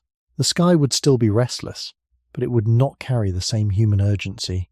It would not be thickened by the accumulated effort of billions of bodies trying, through technology, to escape ordinary limits of heat, cold, distance, darkness, and hunger. In that world, the air above forests, oceans, deserts, and ice would still belong to Earth's older breathing. It would move without knowing us, and for the first time in this imagining, absence would feel almost weightless. A humanless climate would not be frozen in some perfect balance. It would still pass through long waves of change, and that truth keeps the imagination honest. Ice would still grow when Earth's orbit, tilt, oceans and atmosphere favoured cold. Sea levels would still fall when water became locked in glaciers, exposing land bridges and widening coasts. Later, warmth would return, ice would retreat, seas would rise, and shorelines would move inland again. Forests would migrate, grasslands would widen or shrink. Deserts would breathe outward in dry ages and pull back when rain returned. Species would follow their tolerances, their food, and their chances. Some would adapt, some would retreat, some would disappear. Without humans, Earth would still be a place where climate could break old arrangements. The difference is that these changes would unfold without the added speed of one animal burning stored carbon, clearing forests at scale, and building cities that trap heat and demand energy. The sky would still be powerful, but it would not carry the same recent human push. This matters because the human story began inside climate instability, not outside it. Our ancestors did not evolve under one calm sky. They lived through shifting wet and dry periods, changing habitats, moving water sources, expanding and shrinking grasslands, and the constant need to find food before the body failed. The early human body became good at flexibility because the world did not stay still. Walking, carrying, sharing, remembering, using tools, and learning from others all helped groups survive when one place became less generous and another became possible. Climate was not just background. It shaped where humans could move, where animals gathered, where plants grew, and where danger became sharper. If humans had never existed, those same climate pressures would still shape other species, but no human lineage would respond by turning adaptation into culture, and culture into technology, and technology into a force that later changed the air itself. In that sense, the atmosphere without humans would lack a strange loop. In our world, climate shaped the human body and human behaviour, and then human behaviour began to shape climate. A cold night encouraged fire. A dry season encouraged memory of water. A hard landscape encouraged tools, cooperation, and movement. Much later, those same abilities helped produce agriculture, cities, industry, transport, and energy systems. The creature once shaped by climate became powerful enough to alter climate's future path. Without humans, that loop would never close. Weather would still affect life, but no species would answer weather by building a planetary machine of fuel, extraction, production, and waste. No winter would lead through centuries of invention to coal smoke over cities. No desire for light after sunset would lead to power grids spanning continents. No need to move food, bodies, and materials would lead to engines filling the air with the gases of ancient worlds. The result would be a planet whose climate story remained more deeply tied to geology, biology, sunlight, ice, and oceans. That does not make it harmless.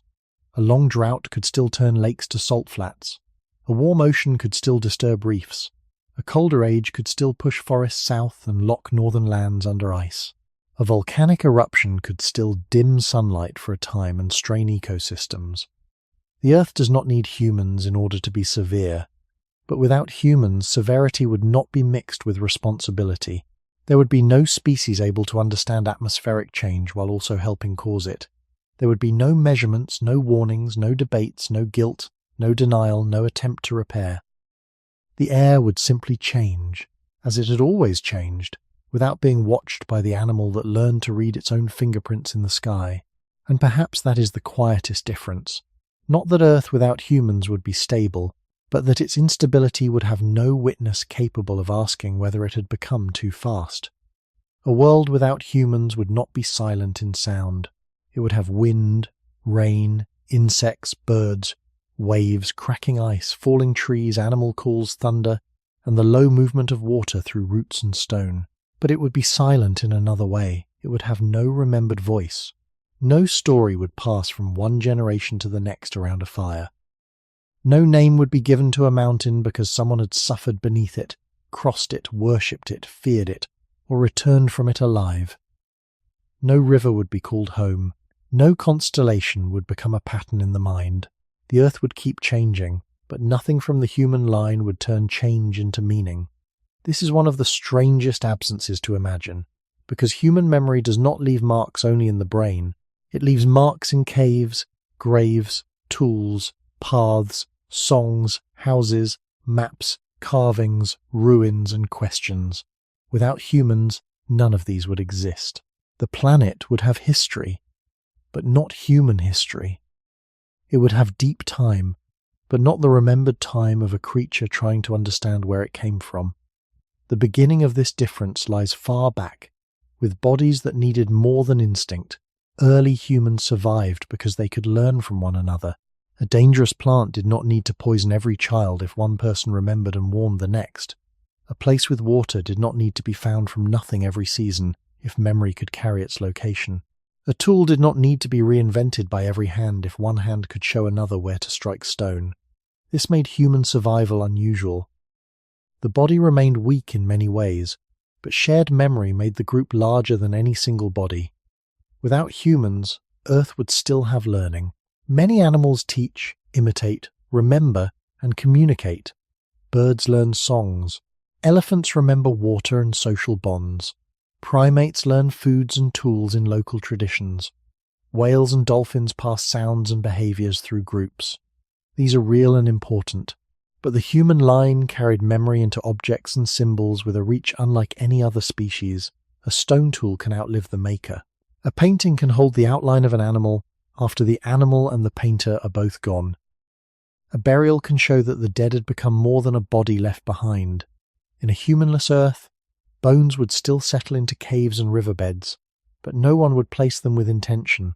Pigments would still exist in mineral veins, but no hand would grind them and press colour onto stone. Shells would still lie on beaches, but no one would string them as ornaments. There would be no sign that a mind had looked at the world and tried to answer it with form.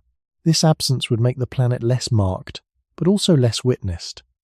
A glacier could carve a valley over thousands of years. A forest could return after fire. A species could spread into a new region or vanish from an old one.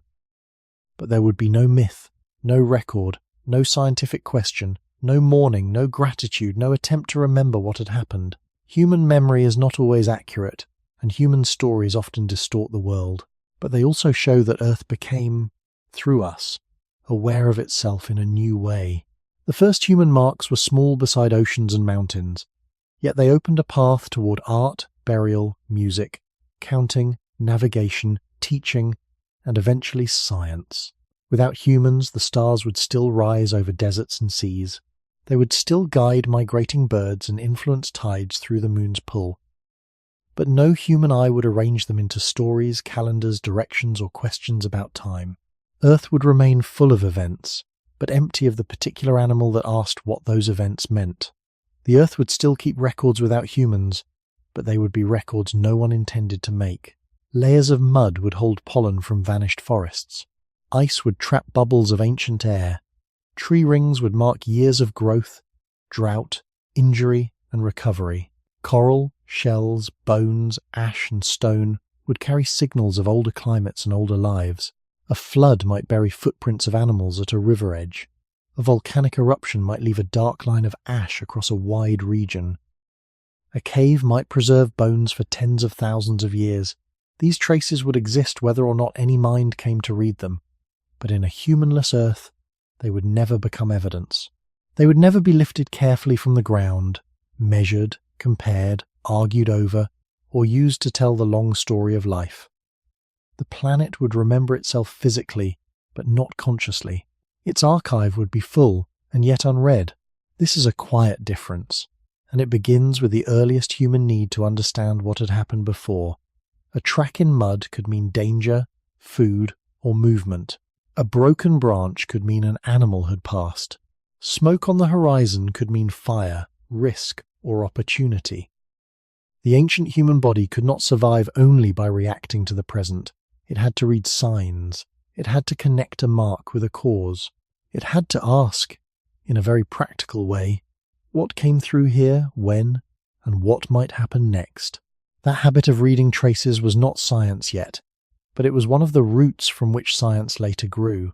Without humans, tracks would still dry and crumble, bones would still weather, ash would still settle, but no creature from our lineage would turn signs into questions with such widening reach.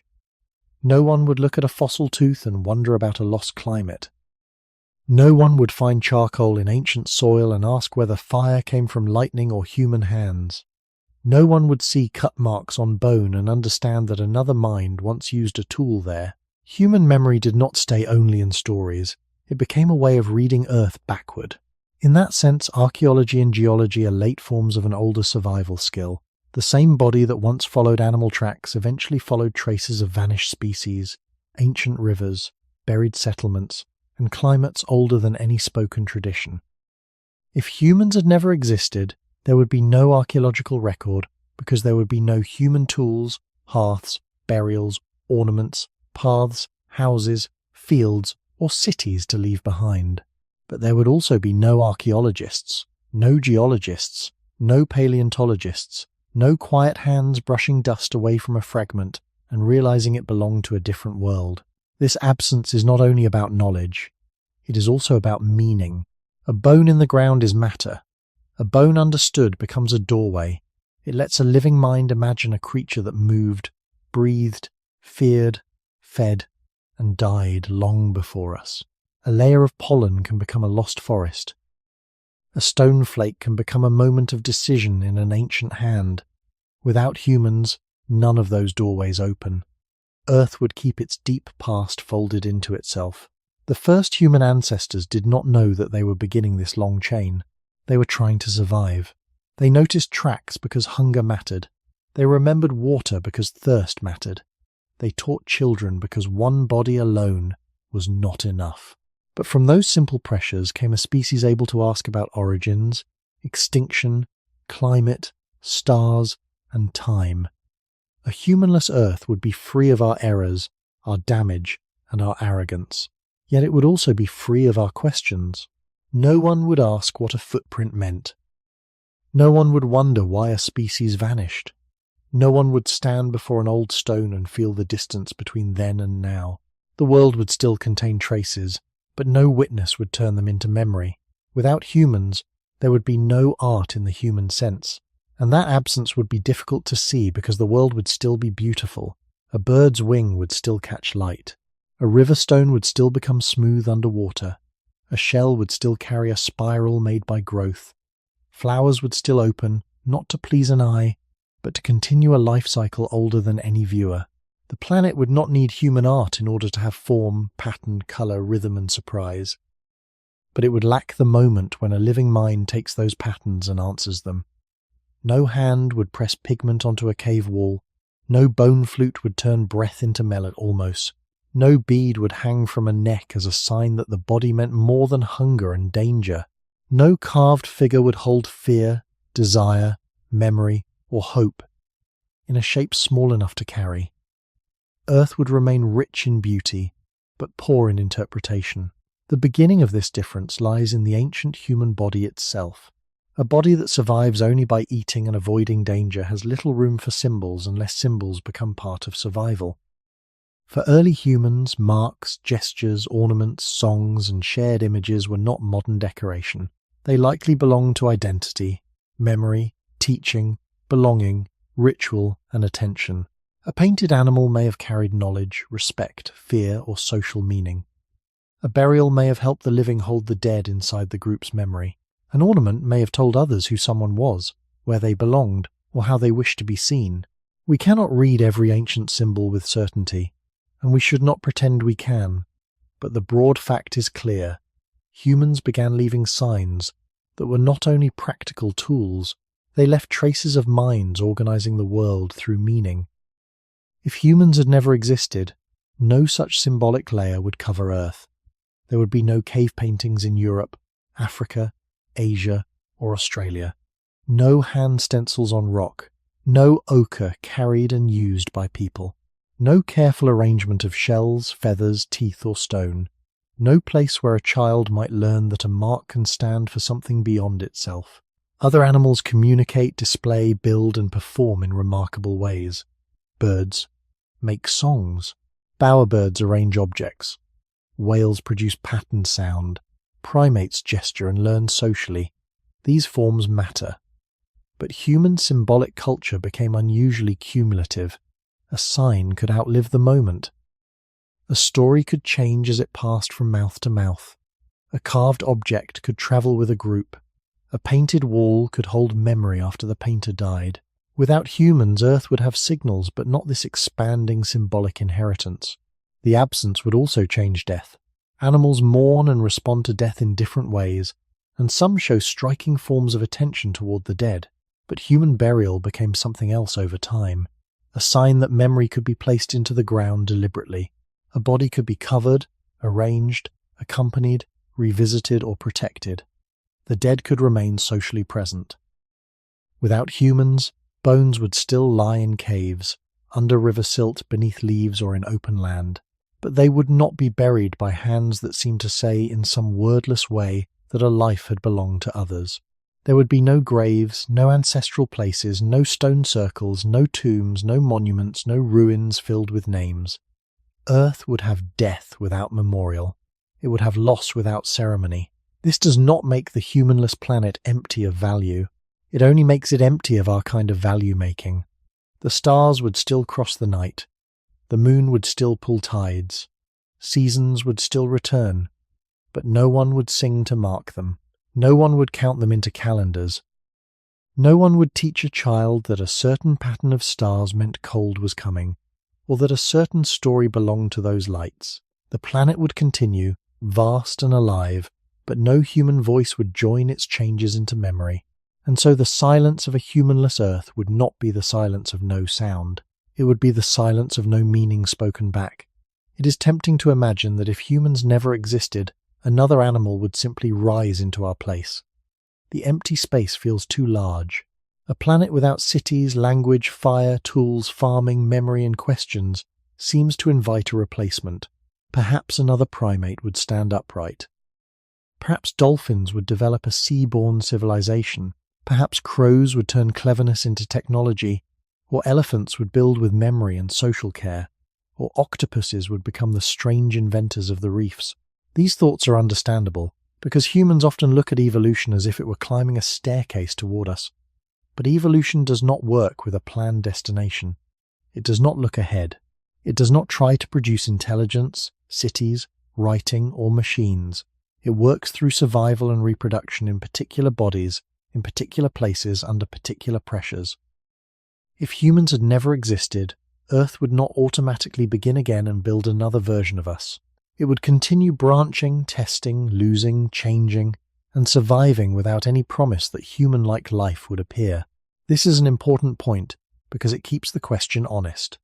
The human body did not emerge because Earth needed a ruler.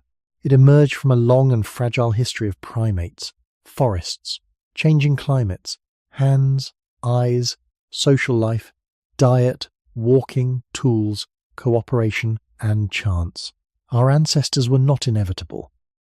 A slightly different climate pattern, a different extinction, a different disease, a different food landscape, a different turn in the history of African apes, and the human line might not have followed the same path.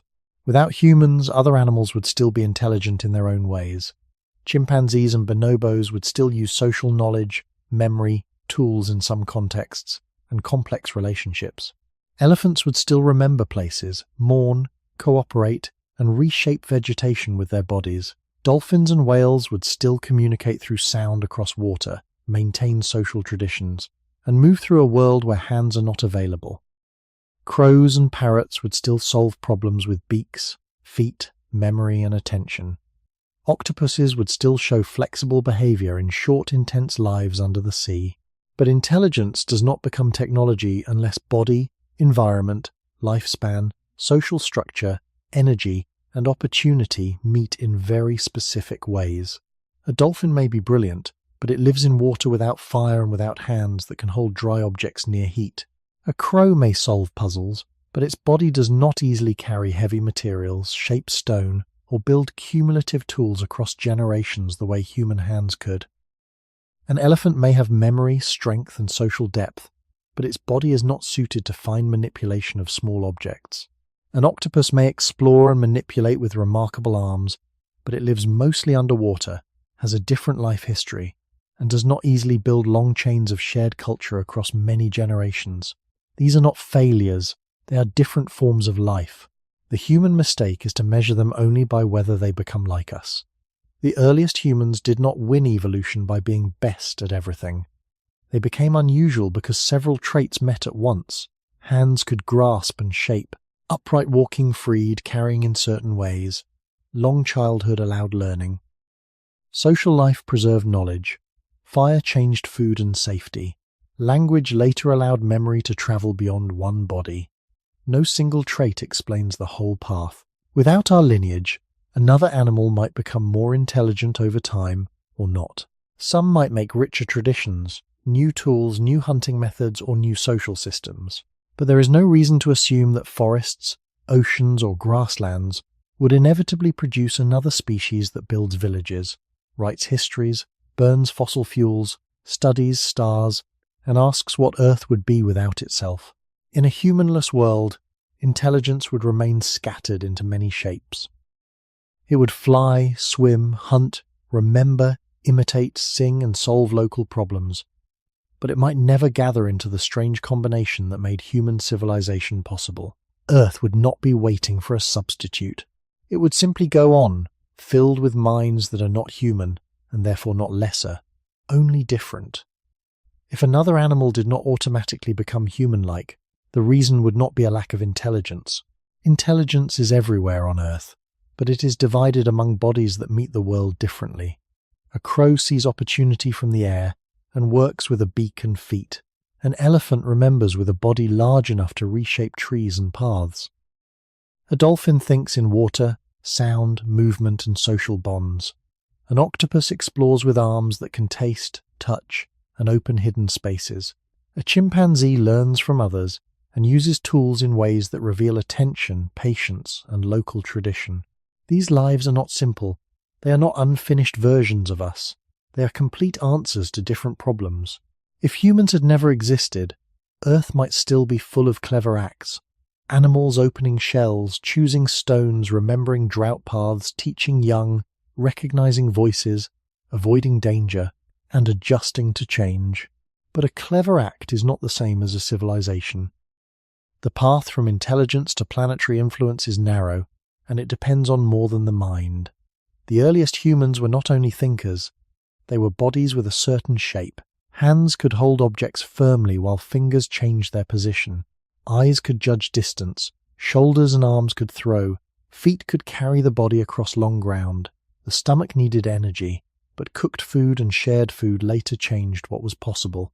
Childhood was long, giving time for learning. Groups could preserve knowledge beyond one lifetime. These traits did not guarantee cities, but they made a special kind of accumulation possible. A tool could be improved, a fire could be guarded, a path could be remembered, a word could point to something absent, a child could inherit not only genes, but methods. Without humans, many animals might still have traditions, but not necessarily the kind that piles up into pottery, farming, metal, writing, and machines. This matters because people often imagine intelligence as if it floats above the body, but intelligence always has a body. A whale may have deep social and acoustic life, but the ocean makes fire impossible in the ordinary sense. Without fire, many later technologies close before they begin. A parrot may learn, communicate, and solve problems, but a beak and claw offer different possibilities from a hand that can grip, twist, strike, weave, and carry. An elephant may remember landscapes across decades, but fine tool-making is limited by anatomy. An octopus can manipulate beautifully, but its life is usually short, and the underwater world makes long-lasting fire-based technology unlikely. None of this makes these animals inferior. It only shows that our path was not simply more intelligence. It was intelligence passing through a rare doorway of body, environment, social learning, and time. In a humanless Earth, some other lineage might develop greater complexity. Perhaps certain birds would build richer tool traditions. Perhaps primates would keep learning local techniques. Perhaps cetaceans would expand their cultures of sound. But it is equally possible that no animal would cross into anything like human civilization. Evolution does not owe the planet a city builder. It only favors what works in a given setting. If a species survives well by flying, swimming, grazing, hiding, hunting, remembering, or cooperating without building fires and farms, then evolution has no reason to push it toward our path. The ancient human beginning was powerful partly because it was unstable. Our bodies were vulnerable enough to need solutions, but capable enough to create them. We were not fully protected by fur, claws, speed, armor, or enormous strength. We survived by making the world slightly more usable. A sharp stone, a carried ember, a shared warning, a shelter, a remembered route. If humans had never existed, that exact tension might never appear again. Earth would remain intelligent in many directions, but perhaps never in the direction that asks stone to become blade, fire to become hearth, plant to become crop, animal to become companion, and sky to become question. If no other animal took the human path, Earth would not be a failed planet. It would only be a planet where intelligence remained plural instead of becoming concentrated into one overwhelming force. Minds would still exist in forests, oceans, grasslands, caves, reefs, and skies. They would not all look like ours. Some would be carried in wings, some in trunks, some in tentacles, some in social calls moving through water, some in the memory of old migration routes. The world would still be watched but not questioned in the human way. A whale might know the shape of a sea route through sound and memory, but not draw it on a map. A crow might remember a face or solve a problem, but not write a history of its species. An elephant might return to water after years and stand over bones with attention, but not build a museum around death. Without humans, Earth would still contain awareness, but not the kind that turns awareness into archives, machines, laws, telescopes, and doubt. This is where the absence of humanity becomes difficult to judge. In one sense, the planet might be less damaged. It would have no industrial scars, no cities expanding through habitats, no mass domestication, no artificial lights spreading across night, no engines filling the air with ancient carbon. But in another sense, it would lack the one species that became capable of asking about the whole. No animal would wonder whether another species should have survived. No creature would reconstruct vanished climates from ice cores or fossils. No mind would look at a skull and feel the distance between life and extinction. That does not make humans superior in a simple moral sense. It only means our path produced a rare kind of responsibility. We are dangerous because we can change the world on purpose and by accident. We are also unusual because we can know that we are doing it. The earliest human body did not carry this responsibility consciously. It carried hunger, fear, affection, fatigue, curiosity, and the need to keep children alive. A group moving through ancient landscapes did not intend to become a planetary force. They wanted food, warmth, safety, and memory enough to survive another season. But those small needs opened into larger powers. Tools made action reach beyond the hand. Fire made climate smaller around the body. Language made one person's experience travel into another. Farming made land answer to future hunger. Cities made human presence dense. Science made the planet readable. Industry made deep time burn in the present. If humans had never existed, this chain would never form, and no replacement would be guaranteed to begin it again. The Earth might remain a world of many local intelligences rather than one species spreading its influence across the atmosphere, oceans, rivers, forests, and the bodies of other animals. That thought should be held quietly. It is not a reason for pride alone, and not a reason for shame alone. It shows how strange our presence is. We are not the goal of evolution, yet we became one of its most powerful accidents. We are not outside nature, yet we learn to rearrange nature faster than many systems could absorb. We are animals, but animals who can imagine our own absence. Without humans, the planet might never produce another, being able to ask what the planet would become without it. Evolution might continue for millions of years with clever hunters, remembering herds, singing whales, tool-using birds, and problem-solving apes, without ever crossing again into the unstable mixture that made human civilization possible. The empty place would remain empty, not because life lacked intelligence, but because life had no reason to repeat us. A humanless Earth would not be a gentle Earth. It is important to say this before the imagination becomes too soft. Without cities, factories, fields, roads, and artificial light, the planet might look more spacious, older, and less divided, but it would not become a paradise. Nature does not need humans in order to be harsh. A young animal can still die before its first season ends. A nest can still be flooded. A herd can still weaken during drought. A forest can still burn after lightning. A volcano can still cover valleys in ash.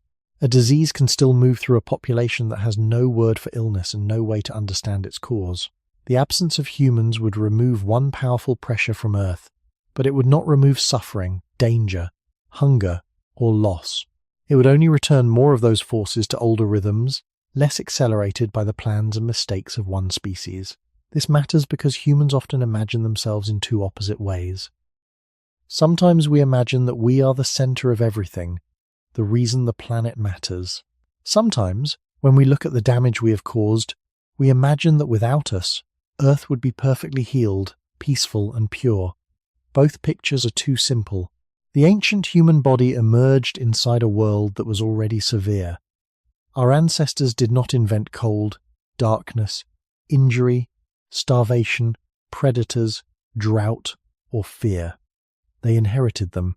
The body that learned to carry tools and keep fire was responding to real danger. A night without shelter could kill. A dry season could scatter food. A broken bone could end a life. A child who could not be kept warm might not survive.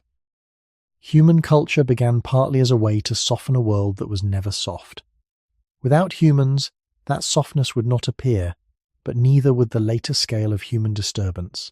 There would be no hospital, but also no industrial pollution, no farm field, but also no forest cleared for endless expansion, no road through a wetland, but also no bridge for a tired body trying to cross safely. The planet would be freer, but not kinder in the human sense.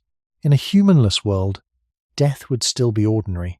Predators would still test the weak, young, old, injured, and unwary. Parasites would still live inside bodies. Winter would still punish animals that failed to store fat or find shelter. Heat would still dry pools and turn grass brittle.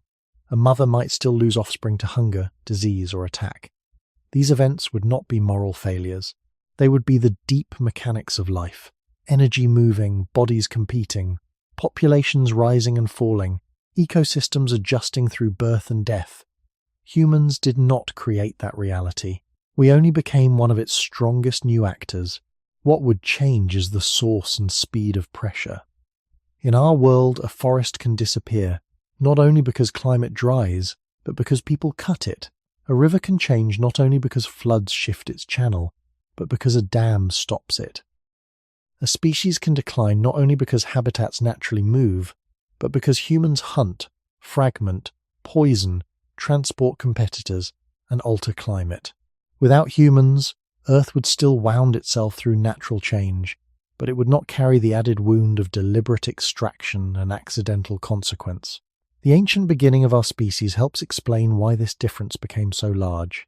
We were vulnerable animals who learned to reduce vulnerability by extending the body outward. A stone extended the hand, fire extended warmth, clothing extended skin, shelter extended the cave, language extended memory. Farming extended the stomach into the soil. Industry extended muscle into machines. Each step made life more survivable for humans, but also made human need heavier on the planet. Without us, Earth would remain harsh, but its harshness would not be organized around our hunger, comfort, fear, and ambition. It would be beautiful without being safe, alive without being merciful, and changing without needing permission from any mind that could name the change. The harshness of a humanless Earth would often be slow rather than dramatic. A drought does not need to arrive like a disaster in a story. It can begin with a few weaker rains, then a shorter wet season, then a river that pulls back from its banks, then grasses that do not return as thickly, then animals walking farther between water and food.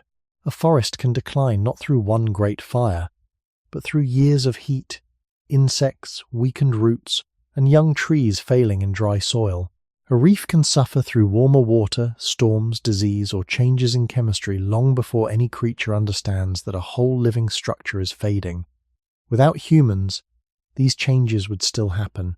Earth has always remade itself through pressure, imbalance, and loss. The difference is that no human system would stand nearby, multiplying the strain, straightening the river, cutting the forest, draining the wetland, or adding heat to the air through engines and industry. The ancient human body understood environmental pressure before it ever understood climate, ecology, or extinction. Hunger came first as sensation. Thirst came first as a dry mouth and weakening limbs. Cold came first as shaking. Heat came first as exhaustion. Long before people could explain seasons or weather, they felt them as limits pressing against the skin.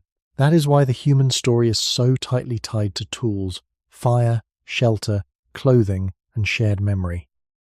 Each one was a small answer to a planet that did not protect us automatically. In a world without humans, those answers would never exist. No animal would build our kind of shelter against cold wind. No controlled fire would make a dark night more bearable. No stored grain would stand between a community and a failed season. But the world also would not bear the consequences of those answers growing larger and larger. No shelter would become a city that spreads heat and hard surfaces.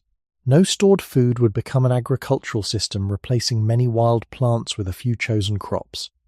No tool would become a machine strong enough to reshape mountains, rivers, forests, and oceans. Natural suffering would remain, but it would not be joined to the expanding reach of human comfort. This is why the humanless planet can feel both more alive and more indifferent. A floodplain would flood without apology. A predator would hunt without cruelty. A parasite would feed without malice. A storm would destroy nests, trees, eggs, burrows, and fragile young without knowing that it had done harm. In human life, suffering becomes a question because we can name it, remember it, and ask whether it could have been prevented. In non-human nature, much suffering simply passes into the next movement of life. A dead animal feeds scavengers. A fallen tree feeds soil. A burned hillside gives space to plants adapted to return after flame. This does not make pain unreal. It only means that Earth's older cycles do not organize themselves around fairness. Without humans, there would be no moral witness standing inside those cycles, no voice calling a drought tragic, no effort to rescue a species, because its disappearance feels like a wound in memory. The planet would continue with a beauty that does not comfort and a violence that does not accuse. Our absence would remove much damage, but it would also remove the creature that learned to notice damage as damage. The result would be a world more deeply ruled by water, hunger, fire, ice, disease, birth, and decay. A world not ruined by us, but not saved for us either. The Earth without humans would still carry scars, but they would not be our scars. A burned forest would heal or change according to rain, seeds, soil, and the animals that returned. A coast broken by storm would rebuild in another shape, or it would not. A valley buried by volcanic ash might become bare for years, then slowly receive grasses, insects, shrubs, and trees again. A species that disappeared would leave an empty role, and other lives might expand into that space, or the absence might remain for a long time. Nature is not a perfect healer. Some losses are permanent, some changes cannot be reversed. But without humans, the great disturbances of Earth would arise from older sources: climate, geology, fire, disease, competition, oceans, ice, and chance. They would not come from mines opened for fuel, forests cleared for profit, rivers blocked for power, or oceans filled with the waste of a species that had learned to take from almost everywhere at once. This is the main difference between a harsh planet and a human-accelerated planet. Harshness belongs to Earth's ancient character. Acceleration belongs to us.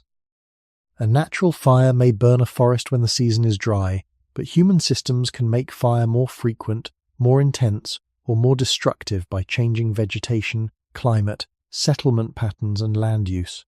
A river may flood by its own nature, but humans can make the damage greater by building where floodplains need space, straightening channels, removing wetlands, and expecting water to obey fixed lines.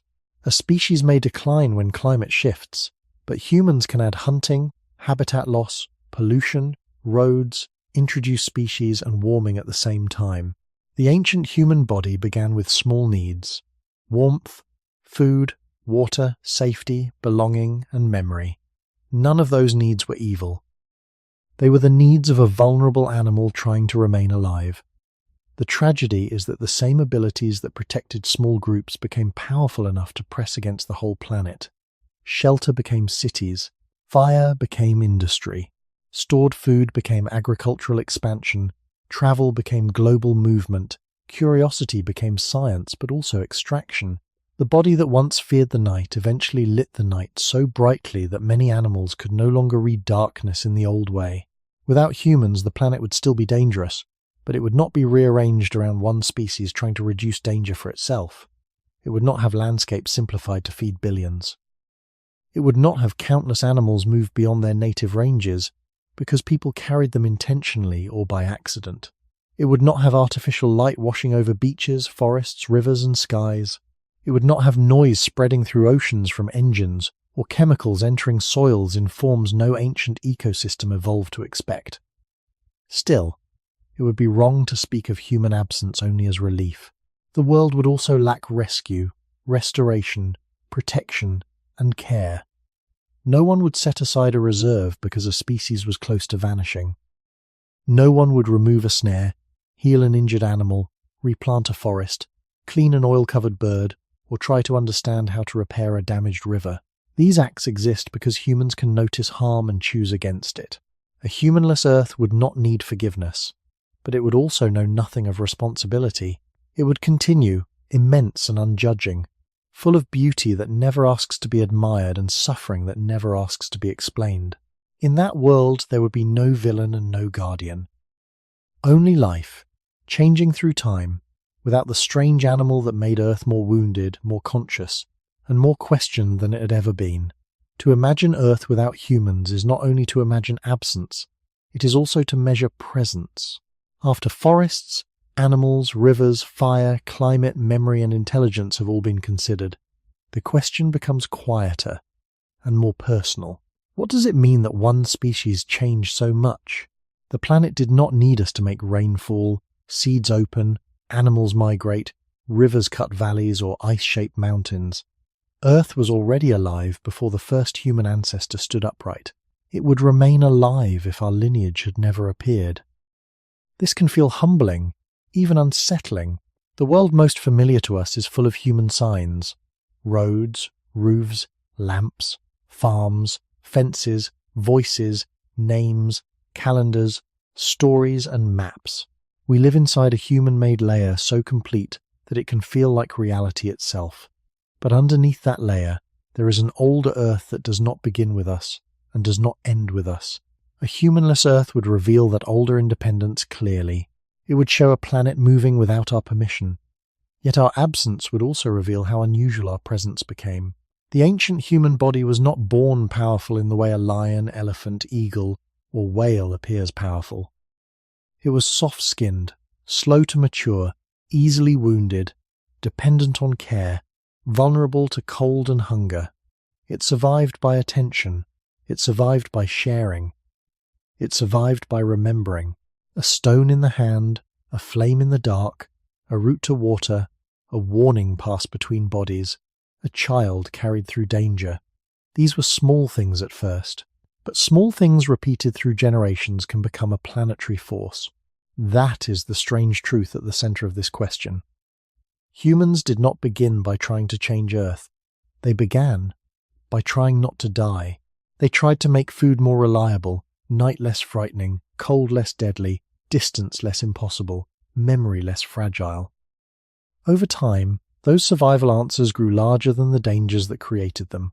Fire became industry, shelter became cities, tools became machines. Shared memory became writing, science, law, and global systems. Farming became landscapes simplified for human calories. Travel became the movement of species, materials, diseases, ideas, and fuels across the planet. If humans had never existed, all of that would be missing, but so would the fear, tenderness, invention, and care that produced it. This is why the question should not become a simple accusation against humanity. It is true that a humanless Earth would likely have more intact habitats in many places, more unbroken forests, freer rivers, darker nights, fewer artificial sounds, and no industrial atmosphere shaped by fossil carbon. It is also true that humans have caused extinctions, moved species carelessly, cleared land, polluted water, and changed climate. These facts matter. They should not be softened until they lose meaning. But humans are not only damage. We are also the only species that can look at damage and understand it as damage across time. A beaver changes a stream without wondering what the valley might become in 10,000 years. A predator kills without guilt. A storm destroys without intention. Humans alone can harm, study the harm, argue about it, grieve it, and sometimes choose to stop. That does not erase responsibility. It creates it. Without humans, there would be no one to wound the planet in human ways, but also no one to ask whether wounds can be healed. No one to protect a forest, because it matters beyond timber. No one to save a species because its disappearance would make the future poorer. No one to read ice, fossils, ruins, and tree rings as messages from time. A humanless Earth would be less burdened by us, but it would also never know the strange burden of being understood. The value of imagining our absence is not to wish ourselves away. It is to see that our presence is not light. Every road, field, fire, machine, story, and act of care carries weight. The question is whether a species that became powerful by surviving can learn to become wise by remembering where that power began. A species that can imagine its own absence has already crossed a strange threshold. Most life responds to the world directly. A plant turns toward light. A bird follows season and instinct. A wolf reads scent, hunger, territory, and movement. An elephant remembers water and social bonds. These are deep forms of intelligence, but they do not require the animal to step outside itself and ask what the planet would be without its kind. Humans can do that. We can picture a forest without our paths, a river without our dams, a sky without our smoke, a night without our lights. We can place ourselves outside the scene and see the outline we leave behind. That ability is not separate from our ancient beginning. It grew from the same mind that once watched tracks in mud, studied weather, remembered danger, and taught children how to survive. To imagine Earth without humans is a late and quiet form of the old survival skill, reading signs, following consequences, and asking what came before and what may come after.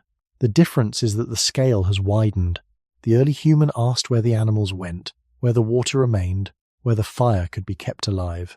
The modern human can ask what forests lost, what rivers carried away, what the air now holds, and what kind of future is being prepared by ordinary actions repeated across billions of lives. This does not make wisdom automatic. A species can understand a consequence and still avoid changing. It can measure damage and still continue causing it. It can love a landscape and still consume the systems that weaken it. That is part of the uneasiness inside the human story. We are not simple destroyers, and we are not simple guardians. We are animals with memory powerful enough to become responsibility, but responsibility does not act by itself. It has to be chosen again and again, often against comfort, habit, fear, profit, and the old hunger for safety. The first humans changed the world because they needed to survive. The question now is whether later humans can change their own behavior because they understand that survival has become shared with the whole living planet. Without humans, no one would ask that question. There would be no guilt, but also no promise. No error, but also no repair. No pollution, but also no cleanup. No extinction caused by human hands, but also no hand reaching out to protect the last members of a species. In that silence, Earth would continue without judgment. But our world is not that world. We are here, and because we are here, the imagination of our absence becomes a mirror. It shows that every human system is built on ancient needs. Warmth, food, water, safety, belonging, movement, memory. These needs are real. They should not be despised. A child needs warmth. A community needs food. A body needs shelter. The problem begins when these needs become endless, when comfort becomes extraction without limit, when safety for one species becomes insecurity for many others, when memory becomes short even while knowledge becomes vast. A wiser human presence would not require pretending we are not animals.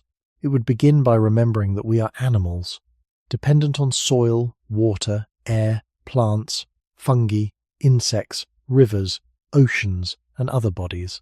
The old earth beneath us is not background. It is the condition that allows every human thought to occur.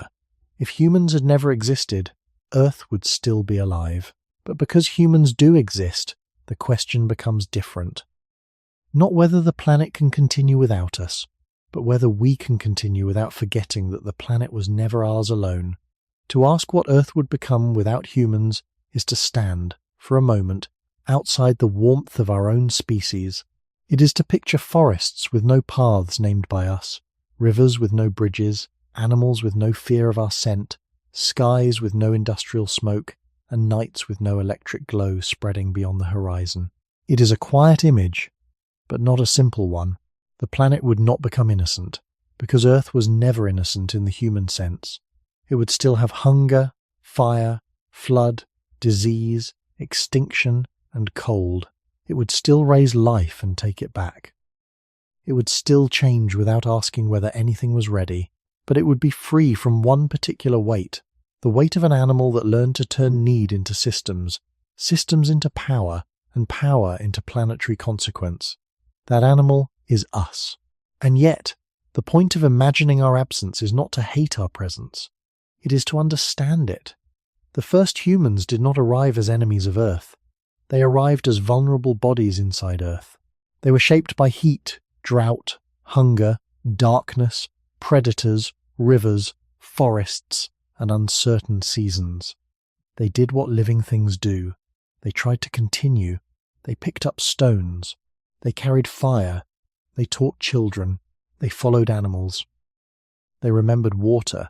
They buried the dead. They turned fear into story, hunger into skill, and weakness into cooperation. From those beginnings came everything later: fields, villages, roads, ships, books, engines, laboratories, satellites, and the ability to imagine a planet without the imaginer.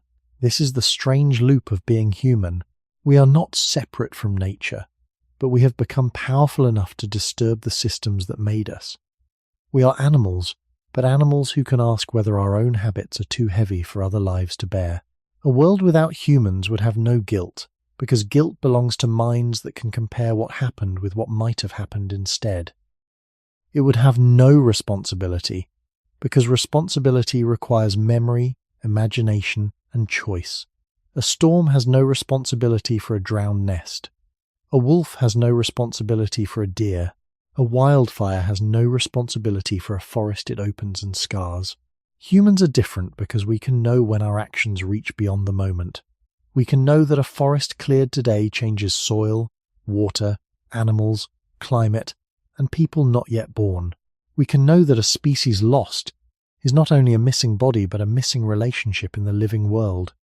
Knowing this does not make us pure, it makes us accountable. The earth does not need us in order to exist. That is the cold truth beneath the whole question.